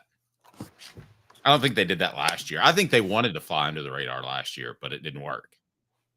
I could see that. So you think they wanted to fly under the radar, they just couldn't. Whereas, okay. It was too good of a story because you had the $2 million thing attached to it. Now you've got guys that, like the UNLV quarterback that's transferring midseason. You got Carson Beck leaving a team where he's the starter going to another school. So suddenly $2 million for a quarterback is not outlandish. No, not at all. Super chat Timothy goes to Quincy Calhoun's college fund. What do you got, Caleb? Timothy for Quincy Calhoun's college fund says, if it was easiest, then how come didn't do better and hit the check down man? Are we talking about Nico last year? Yeah, I mean, I need a little bit more context. Oh, you know what? I think we're talking about like the Arkansas game where he kept looking to the end zone and didn't hit the check down man. Look, that happens sometimes. Quarterbacks wanting to make the big play, not making the easy throw. I would be more concerned if he was a veteran doing that. But as you know this, Dave, this is where Tom Brady is so unique. What makes him so good. Everybody calls him check down Tom, and they do it derisively, like, oh, he just made the easy throw to the check down. Dave, as you know, the check down is like your fourth option when you're going through progressions, right? Yes and no. I'm going to say something that is going to absolutely blow your mind here in a moment. Go ahead and finish your point, though. Oh, Super Chat says our fans was giving Manning hell for checking it down. Now this is going to blow your mind, because what did John Madden used to say? I don't understand why you throw it. Terrible impression. I don't understand why you throw it short of the first down marker when you need 14 yards and you're throwing it 6 or 7 yards. I guess you're expecting him to make a play. Boom. Well, that is David Cutcliffe's philosophy. If there was a down and distance that he thought was mostly insurmountable, and the chances of the odds of making like a 3rd and 15 are about 10%. So there were times in which David Cutcliffe was perfectly fine with a 7 or 8. This is going to blow your mind because you're an offensive guy. There were times where the 7 or 8 yards he would consider a good thing because it won field position, and they punt. Yeah, that's a fact, and he would tell us this if he were on the air. Now I know that it flies in the face of my head's exploding, but I'll say this: you would have won me over if you said he considered the 7 or 8 yard a better play because it's a better chance of them catching an 8 yard pass and turning it into a 14-yard gain to get the first down. You would have won me over, but you said no. It doesn't matter if they don't get the first down. Yeah, my head's exploding. But the reason I was bringing up people are talking about Nico making the check down. The check down is one of the hardest throws to make when you're looking down the field because you have to go through every progression and then get to your check down before, and at the same time, you're worried about getting hit and getting rocked. And so, yeah, Timothy McGee has a great point. Yeah, so Manning is a smarter QB as a true freshman. Timothy, Peyton Manning is one of the smartest quarterbacks in the history of the NFL. Peyton Manning was David Cutcliffe admits that he cost Tennessee a game against Alabama in 1994 because Peyton Manning did what he coached him to do and not what his instincts told him to do. General Ursa says Nico didn't start checking down until later in the year, and even then he didn't do it enough. But he was starting to develop it. Yeah, no, I don't think he did it enough early in the year because he didn't have time. I mean, you've got to have time to get to that. And with the tackle issues that they had, he didn't have time to go through 2 and 3 progressions. I agree. No, now it should have been like they maybe should have done the offense that Nick Saban did with Jalen Hurts and what Philly does with Jalen Hurts, which is except for the running part. But what do they do with Jalen Hurts? First read, check down, then run. Right? That is literally the offense with Jalen Hurts, isn't it? First read, check down, then run. Yep. And maybe make the check down your second option. But yeah, no, I mean, the thing about Peyton Manning, the reason Peyton Manning could do it is Peyton Manning could anticipate what the coverage was going to be before he snapped the ball. So he knew who was going to be open. So he would know to go to his check down quickly. There's like maybe 3 quarterbacks ever that can do that. And so that is very unique. He had instincts that no one else had or ever will have. Nico's not going to have that. So he's going to have to develop a level of patience to go through his progressions. And you're right, getting time. The reason I'm talking about Heupel promoting him is Heupel, I think, wanted the beautiful throw, the great throw down the field and all of that, and then went to 12 personnel and running the ball. In terms of Nico flying under the radar this year, no, getting back to the cover, I do. I think this is a good thing for Tennessee. I do. I think it's a great thing. And we'll just give you a quick history lesson on this. Going into 98, Dave, we talk about Al Wilson as a legend now. We know about the locker room fight in 97 in the SEC title game. It's in your book, Celebrate 98. I'm giving you the plug. Thank you. Nobody had the only person people thought of as a star before the 98 season was Jamal Lewis, right? Before the season. No one thought of Al Wilson as a star. I would agree with that. Yeah. Yeah. They were significantly under the radar. I mean, significantly. And the only person they thought could do anything would be Jamal Lewis. And it worked in their favor. I mean, they had one thing I reject, there's this idea that they had a no-stars attitude throughout the year. That's just a lie. That team was loaded with stars, the 98 team. Oh, no, it definitely was. Yeah. It didn't have, I guess, the mega star like a Peyton Manning. But even that's unfair. I mean, because like they had Al Wilson. And I mean, every NFL team would have taken Al Wilson if they could after that draft. I mean, he would have been the best linebacker in the NFL during his era, if not for a neck injury and him playing in the same conference as Ray Lewis. Agreed. So. Rick Terry Jewelry Design. We want to be your jeweler looking for affordable game day jewelry. It's a Tennessee tradition. RickTerryJewelry.com. RickTerryJewelry.com. We greatly appreciate Rick Terry. I was in that store the other day.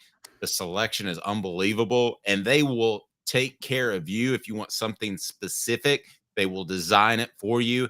They're absolutely unbelievable. We love them. And it's time for 4 downs, as I'll try to pull that up as I'm having trouble with my tools today. What? Come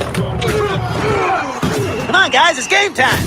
4 downs. Can you count? 4 downs. 1, 2, 3, 4. The Dave Hooker Show with Caleb Calhoun.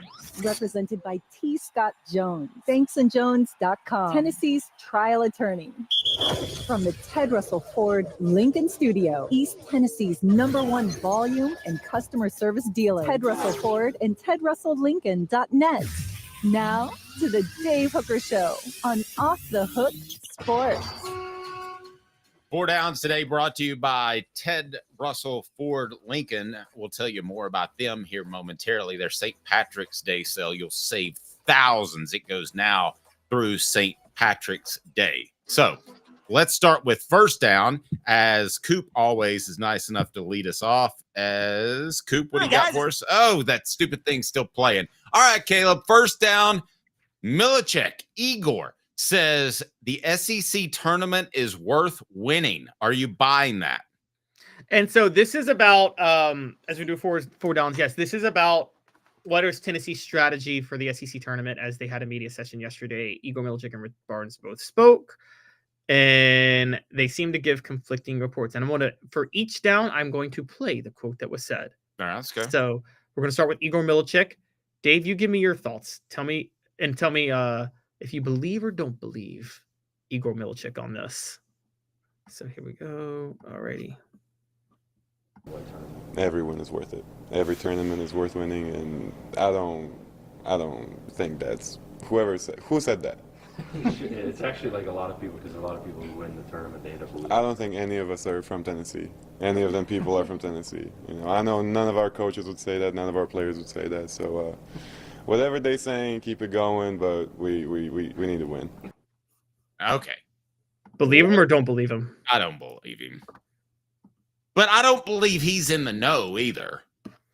I mean, like, for instance, there are things that I plan with Off the Hook Sports that I don't always run by you. It's not necessarily that I'm hiding it from you. It's just we've got a lot going on. So I think that Rick Barnes is holding practice, and he's not telling them we're going to go out there and really stink it up. So, I don't think that's the case. I don't think he's on a need-to-know basis. I agree. I think the way with the players, you don't tell them we're throwing it. No. You put together a strategy that doesn't make them exert effort. Yes, exactly. That's what you do. That's what right. you do. I'm totally good with that. All right, second down. What do you got? Oh, we don't have the Cooper elements today? No Coop? Go ahead. It's just I'm blaming my tools. The carpenter blames. That's right. You said the carpenter blames his tools. Yes. Wow. Okay. I can't get the thing to stop. It's still playing the music bed from the other. No, that totally understand. Oh, wait, I got it now. Cooper Mays here. Hit like and subscribe. Thanks, Coop. Cooper Mays here. Second down. Second down. I'm OCD. You got to play the Coop here first down first, because now that you've done it, my OCD will drive. First down. Cooper Mays here. Second down. All right, second down. I'm like Will Ferrell, and the second Austin Powers was like, I can't stand it to be asked the same question 3 times. It just irritates me. All right, so this is Rick Barnes talking about. Igor was talking to me. This is Rick Barnes talking about scouting opponents in the SEC tournament. And Dave, this plays off what you said yesterday, and it seems like Rick Barnes is basically agreeing with you. How do you scout for the upcoming games, not knowing who your opponent is?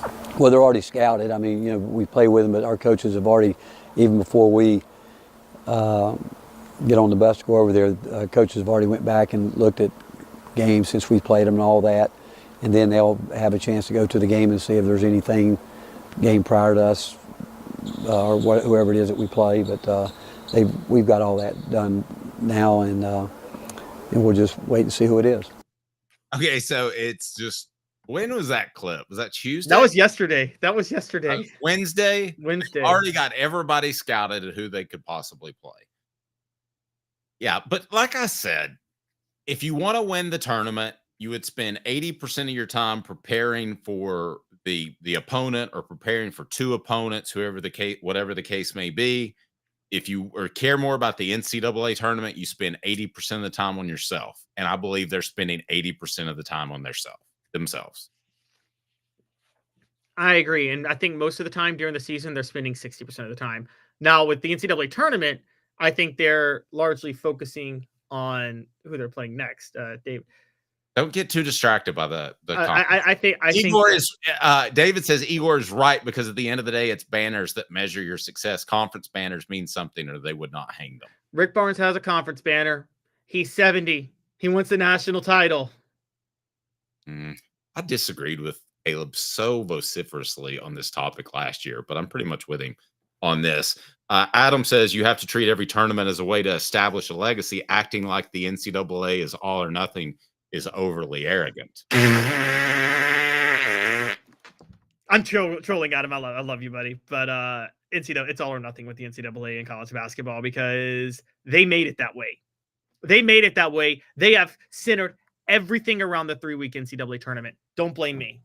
All right. What down, Coop? Tennessee center Cooper Mays here. Third down. By the way, it's my birthday. Please hit the like button. That's all I asked from you. All right, Caleb, what's third down? All right, so third down is Rick Barnes, and I'm going to skip forward a little bit about competing in Nashville while trying to stay fresh. And here's what he said. Now, you tell me if you believe him, Dave. Well, what's he going to say? Oh, wait, sorry. I did not share it. This was is he gone mute? Here we go. Again, like I was saying earlier, I don't think there's a team out there that's not going to go to Nashville wanting to win every game. Winning's a habit, so is losing. So, I mean, if you let down and your players see you're not trying to go at it, I just think it sends the wrong message. And so you've got to go in and focus like we have all year and then deal with the result when it's over with. Now, I'm going to go ahead and tell you, I think there's still a real possibility that Rick Barnes thinks like that. He's old school. I'm more leaning towards agreeing with Caleb than I was last year. But I got to tell you, it wouldn't surprise me if Rick Barnes said, hey, we got to go out there and grind down and win it because he's old school. But I don't think that's the approach. He's lying. We saw what he did last year. Guys, I'm trying to make this clear. And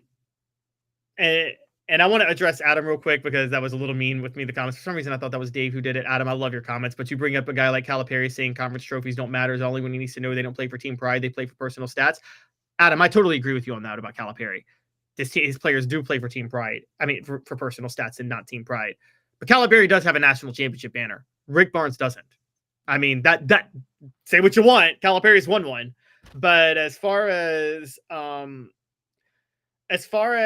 what Rick Barnes said, we have empirical evidence of this. He threw the SEC tournament last year. And I mean, that's a heck of an accusation to throw out there. And thank you. Happy 39th birthday. That's indeed true. Did you watch the Mississippi State game? Yes. They threw that game. They threw it. I went live immediately after, and I'm like, guys, Tennessee just threw a game. Okay. And I don't buy the comment that losing becomes a habit. Not for a senior laden team. It doesn't. Let me ask you this, Caleb, because you have a gambling problem. What's worse to gamble on? Conference basketball tournaments or preseason NFL games? Have you ever gambled on preseason NFL games are worse to gamble on? Are you kidding me? Have you done it? No, I've never done it ever. Have you bet on a conference basketball tournament game? Next question. Oh my goodness. Yes, actually, okay, because you got to think about it this way, Dave. And Jimmy brings this up, not for the Tennessees or the Alabamas, but for teams on the bubble. Yeah, you bet on those games because they're actually trying to win. They have to win the tournament. You know what I mean? Like if you're Georgia 2008, you got to go win that conference tournament. Steven says, I think they'll play as good as they need to remain a decent seed in the NCAA tournament. Why do I think that Tennessee is going to get knocked out in the first round of the SEC tournament and be a 3 seed instead of a 2 or potentially a 1? Because of Tennessee's and Rick Barnes' history. If they just don't get the respect. Could they even slip to a 4 seed? No way. Right? No, not possible. Not possible. They can lose Friday. It's possible, right? Possible, but unlikely. But it's possible. If they lose Friday and then they fall to 12, but I don't think I personally don't think it's going to happen because, as I've told you, Dave, the selection committee already has 97.8% of their bracket finished already. As I'm speaking to you right now, they've completed their brackets. No, I don't think they're that far ahead. Caleb, I prefer a national championship, but winning the SEC tournament is an accomplishment and more likely achievable. I'd rather have a trophy at the end of the season than end the season empty-handed. All right, so which would you rather do? Win the SEC tournament and make the Sweet 16 or make the Elite 8? Make the Elite 8. The extra game. Also, what about this? When the SEC, so I love how you said make the Elite 8. See, because Final Four is different because you get a week of publicity. Yes, and that's another banner. A Final Four is a banner just like the SEC tournament banner, isn't it? I would think so. Yeah. So I'm sorry. Look, here's the thing. They already have won an SEC tournament. If they didn't win it in 2022, you guys might have me, but they've already got the SEC tournament. They've already won an SEC regular season title outright. They did that last year.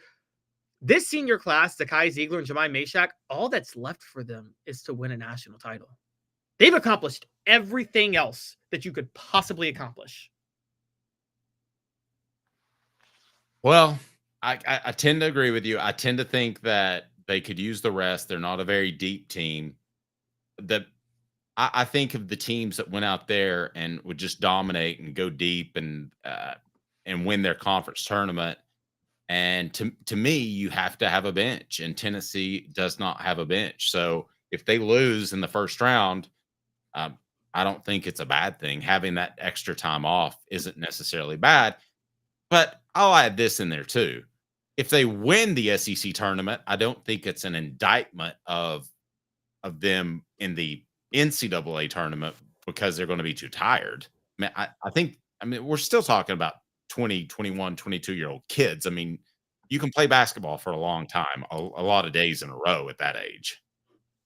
Yeah. Adam, I want to address another good comment by Adam. The disconnect he thinks we have is that you shouldn't have to choose either or. Most teams who win the NCAA also win their conference. Adam, most teams who win the NCAA win either their conference regular season or conference tournament.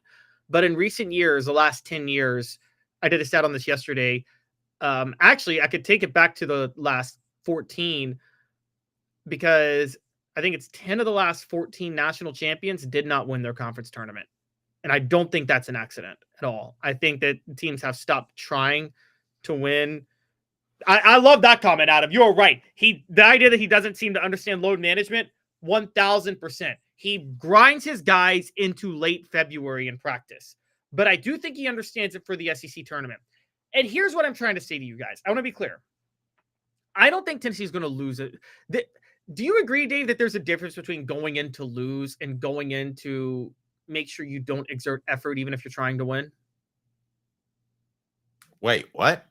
There's a difference between going in and making sure you don't consume too much energy trying to win versus going in and straight up trying to lose. Right? Well, let me be real clear. I may agree with you that from a coaching perspective, they don't prepare for the opponent as much and they work on themselves, and that substitution patterns could endear itself to a loss. But I don't think any of the players go out there thinking I'm going to dog it so I can have the weekend off before the NCAA tournament. No, here's what I think they go in thinking, and this is what I think Rick Barnes goes in thinking. I guess we haven't gotten to let's make this fourth down real quick. So okay, fourth down, Coop. All SEC center Cooper Mays here. Fourth down. Will the Vols do one of three things? Will they try to win it?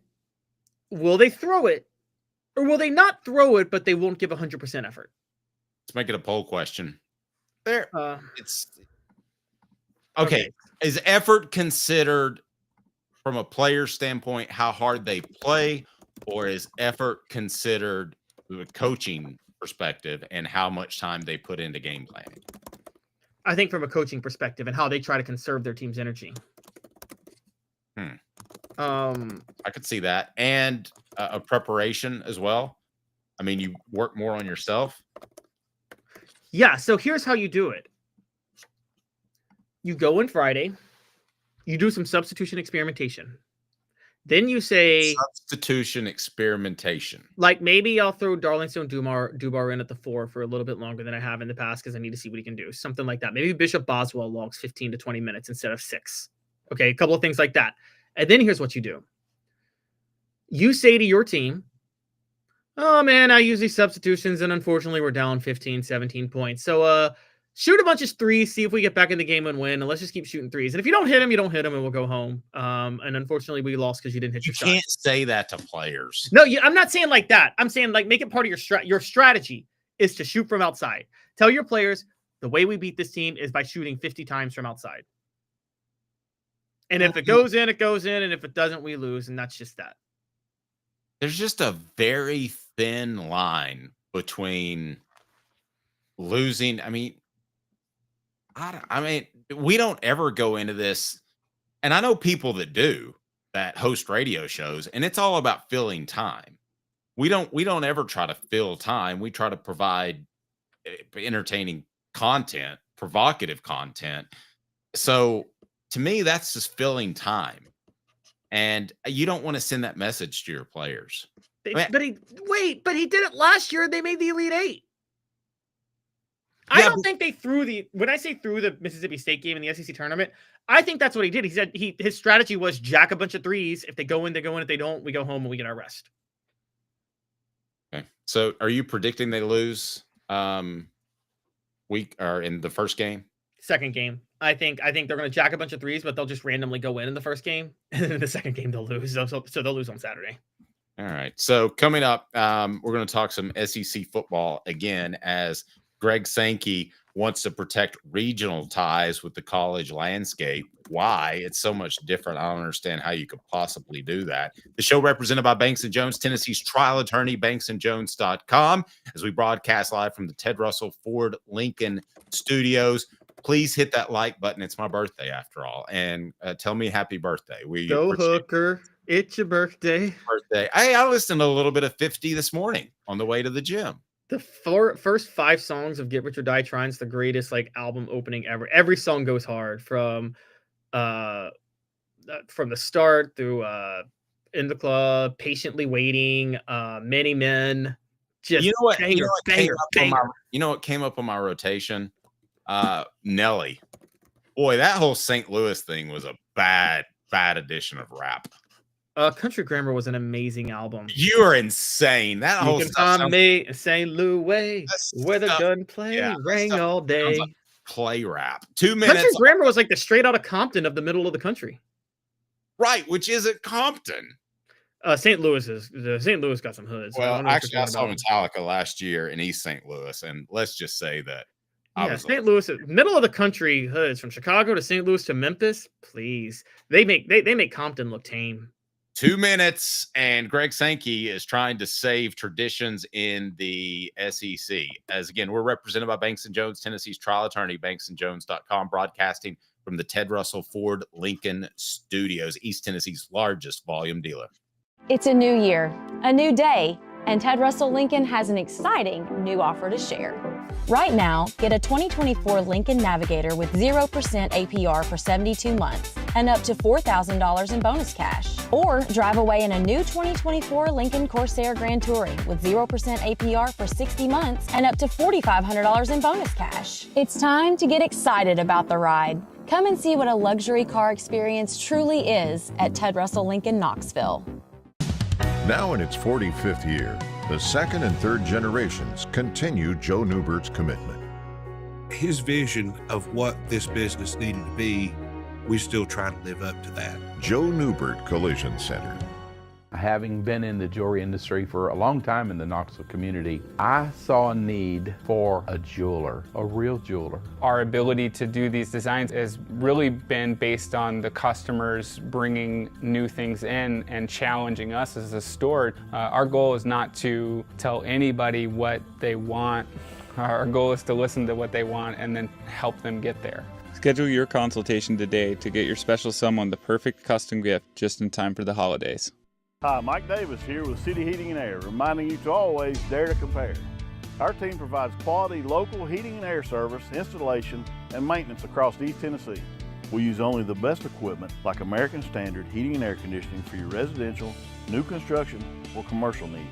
Honesty, dependability, and customer satisfaction have been the cornerstones of our business since 1961.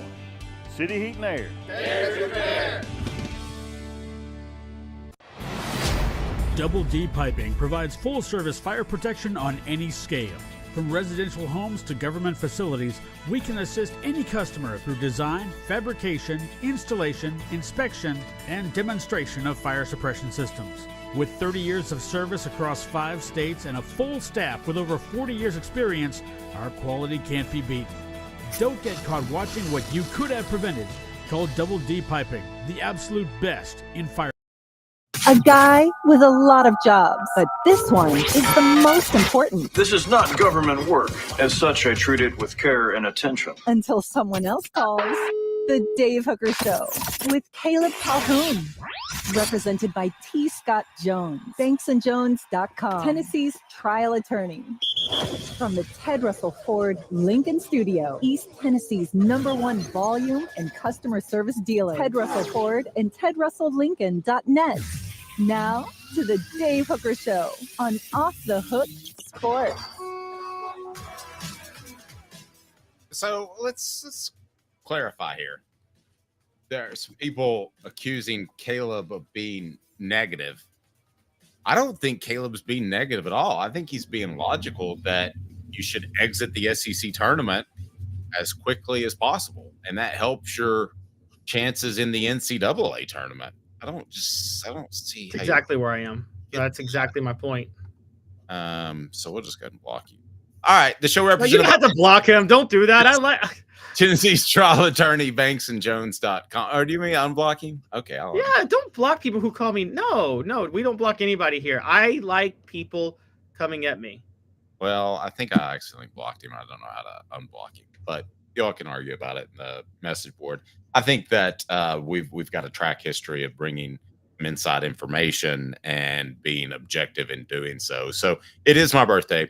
So hit the like button. We appreciate that. We appreciate you being a part of the program each and every day. The UPS Store Hardin Valley, helping individuals and small businesses, wide range of products and services, locally owned and operated. They are absolutely phenomenal. Check them out and they will help you.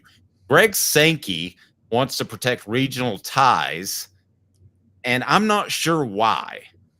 Regional tie is Tennessee Vanderbilt. Would you rather see Tennessee play Vanderbilt or a home and home series with Ohio State? And that was a pretty special scene. But Sankey wants to protect regional ties. Caleb, what's the thinking here?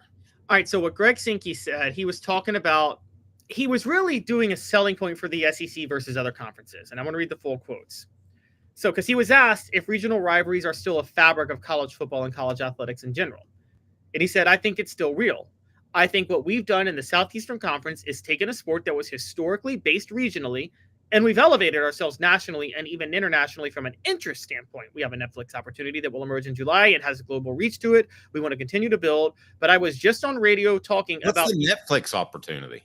That I have no idea. I haven't actually done the research on that. I need to. Oh, okay. That's big. All right, go ahead. Yeah, so I saw Southeastern Conference behind the scenes docuseries is coming to Netflix in the fall. This is going to be worldwide. That's what it does. So he adds that you can get from one end of the league to another on an airplane in 2 hours. When we expanded, we added 10 minutes to a flight. Others are going coast to coast. He says his messaging is be where your feet are. And he says improve what's around you, and he says you should improve what's around you rather than just to expand. And then he added, I've been in the airport in Dallas and Chicago watching other conferences, volleyball teams, it was last fall, transiting the conference. That's not the way we're functioning. I think if you want to challenge yourself at a high level, spend your time in academic commitments and athletic preparation rather than on airplanes, there's now one place to be, and that's the Southeastern Conference. And his point is, whatever else you want to say about the SEC states, the SEC is very congruent. All the states touch each other, and you can fly from any SEC town to another within 2 hours. Whereas, you're right, with the Big Ten, USC has to go play Rutgers on a Tuesday night in volleyball sometimes, and they got to go fly to New Jersey in the middle of a school week. Yeah, that's, to me, silly. I understand why they did it, and it seems to be working out for them, but it's very silly. Tennessee is a very unique school in this situation. Like, I don't ever want to see Auburn, Alabama go off the schedule, right? Well, Auburn's been off the schedule. No. Auburn and Alabama. Oh, Auburn, the Iron Bowl. Yes. You I don't ever want to see that fall off.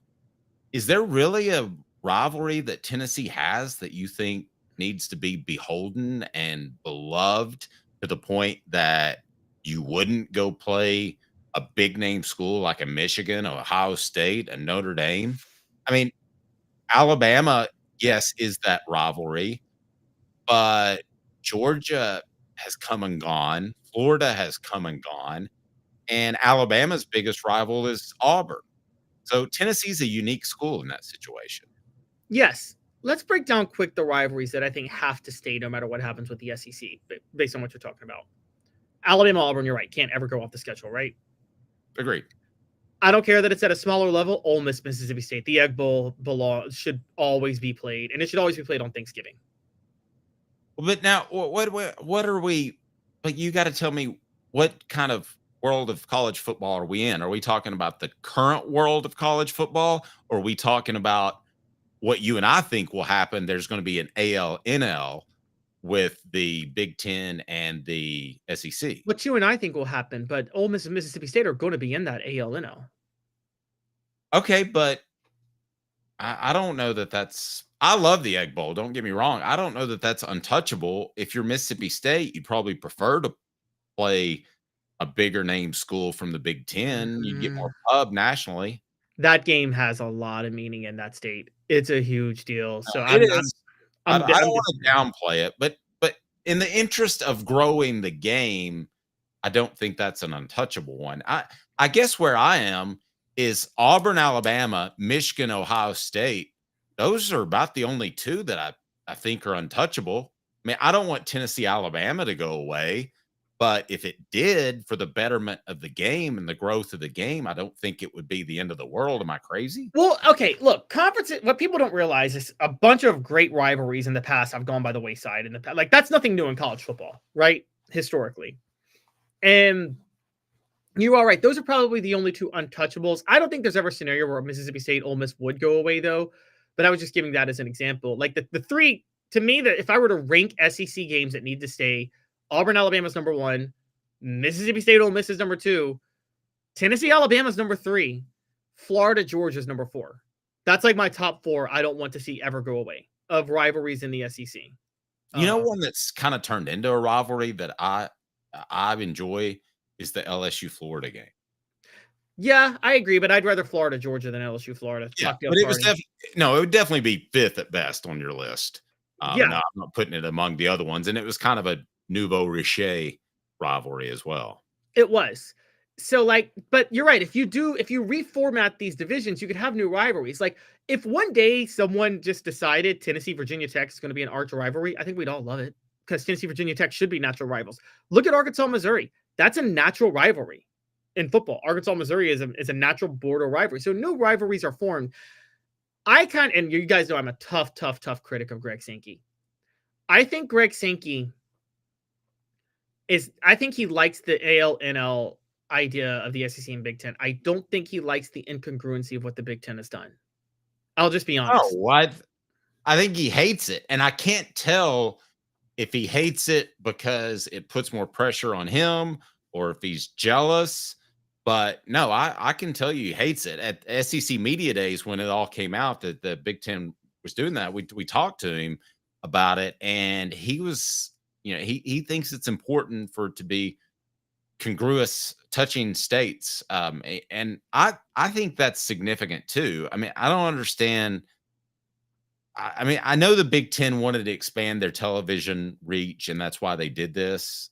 But again, you mentioned a volleyball game on a Tuesday night, a 4-hour flight. That's bizarre. Yeah, it's absolutely bizarre. It's kind of ridiculous, isn't it? Yeah, and David brings up a good one. Texas and OU can't go away. They can't go. But Texas and Texas A&M went away when Texas A&M first joined the SEC. That rivalry wasn't played for 10 years, and that was a huge rivalry in college football history.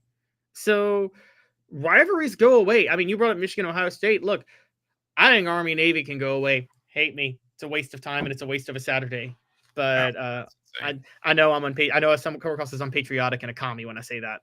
But yeah, this is Army. The second day in a row you've been accused of being a communist. That's true. You're right. This Red Scare. What's going on? You know what's funny? For about 10 years, my favorite team in baseball was the Cincinnati Reds. Commie. I think that Caleb Castro on the program. Commie Caleb Calhoun Castro. That's my full name now. What other rivalries are just? I mean, I would say USC, UCLA. That's still there though, because they're both in the Big Ten. Right. Yeah. I mean, what other rivalries are just untouchable? There's only, I think, about 10. Yeah, no, you're right. Okay, and here's the thing. I guess because of basketball, Duke UNC, is that untouchable just because is that the one basketball rivalry that you would keep no matter what? Yes. Okay. That Duke, game UNC. almost.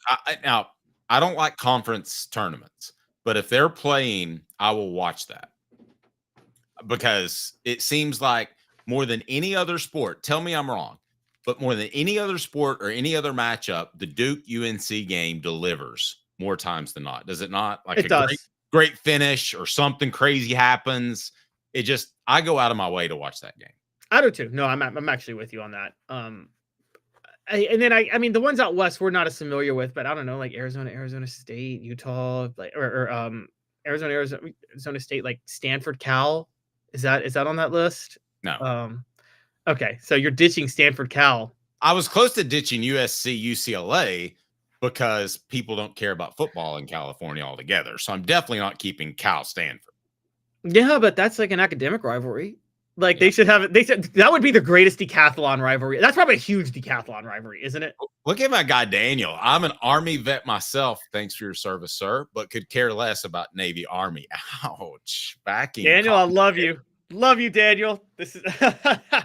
But now David brings up, if we want to get into basketball, we can. But Louisville, Kentucky, Indiana, Purdue. Now I agree with those, but let's kind of stick on football here for a second. I think we've about exhausted all of them. I think we have. Unless you want to say Oregon State. I'm sure that means a lot to them. Yeah, but they're not even in the same conference anymore. Oregon-Washington is officially a bigger rivalry since they're both in the Big Ten. Right. Yeah. So, I mean, how many sacred rivalries are there? Very few. And very, very, very few. And also but see, this is where Greg Sankey doesn't acknowledge he's part of the problem. The more you expand a playoff, the less sacred these rivalries are. Dave, Ohio State just lost to Michigan. They got very offended by it. It wrecked their morale. They got upset with Michigan planting the flag in midfield. And then they went and won a national title. Now, I get it. They won the national. You can lose rivalry games and go win a title. That's how it works. Doesn't something feel a little off about Ohio State being national champions, though, when they lost to Michigan in the regular season? Doesn't something about that feel off? Yeah. No, the whole, I mean, we have to view football in a totally different lens. Dylan brings up a good one. USC, Notre Dame. Unsung says, my dad is a Navy vet, and he cheers for Navy. Sorry. And then the response from Daniel is, LOL, 101st Airborne, don't care, go Vols. We're not going to make this a battle among the armed forces because Caleb and I are both too soft to serve. Would you agree with that, Caleb? Yeah. Yeah, I mean, let's be honest. Yeah. So we're too soft to serve, so we're not going to take sides. I am a consistent person, though. When I was of age to serve, the war the United States was in at the time, I was opposed to the war. At least, what I don't like are people who support the war, but they don't go fight. You know what I'm talking about? Like, if you want the United States to go to war, you should go fight. I guess I don't want to get too deep into that. Let me ask Daniel this, because this is what I've been told, and I don't know that this is true. My dad's a Marine, but I've been told that that the Army waits for the Marines to show up and tell them what to do. Is that true? Daniel, help me on that. Dylan with another good one. Dylan's throwing heat. Clemson, South Carolina. You have to keep Clemson. I would put that in my top 10. Clemson. Yeah, okay. Clemson, South Carolina. I would love for Florida State to mean more with them to be in the same conference. But here's the thing. Wait, here's my biggest question. And actually, this is because someone said USC Notre Dame. Because this is getting to the root of regional rivalries. Because we're talking about Greg Sankey and regionalism. If you talk about untouchables, because I think the burden of proof is on the rivalry to be untouchable, right? Yes. One of the things that eliminates you from being an untouchable is if there's not a regional connection, right? Like you have to be a border state or in the same state. Is that fair? Yes, I can roll with that. So USC Notre Dame can go if it has to. Man, it looks so good though on TV, the colors and everything. It does, but I mean, by the way, hot take. Is there any chance that Tennessee and Alabama would both wear their dark jerseys one year? I would love that. I don't think that.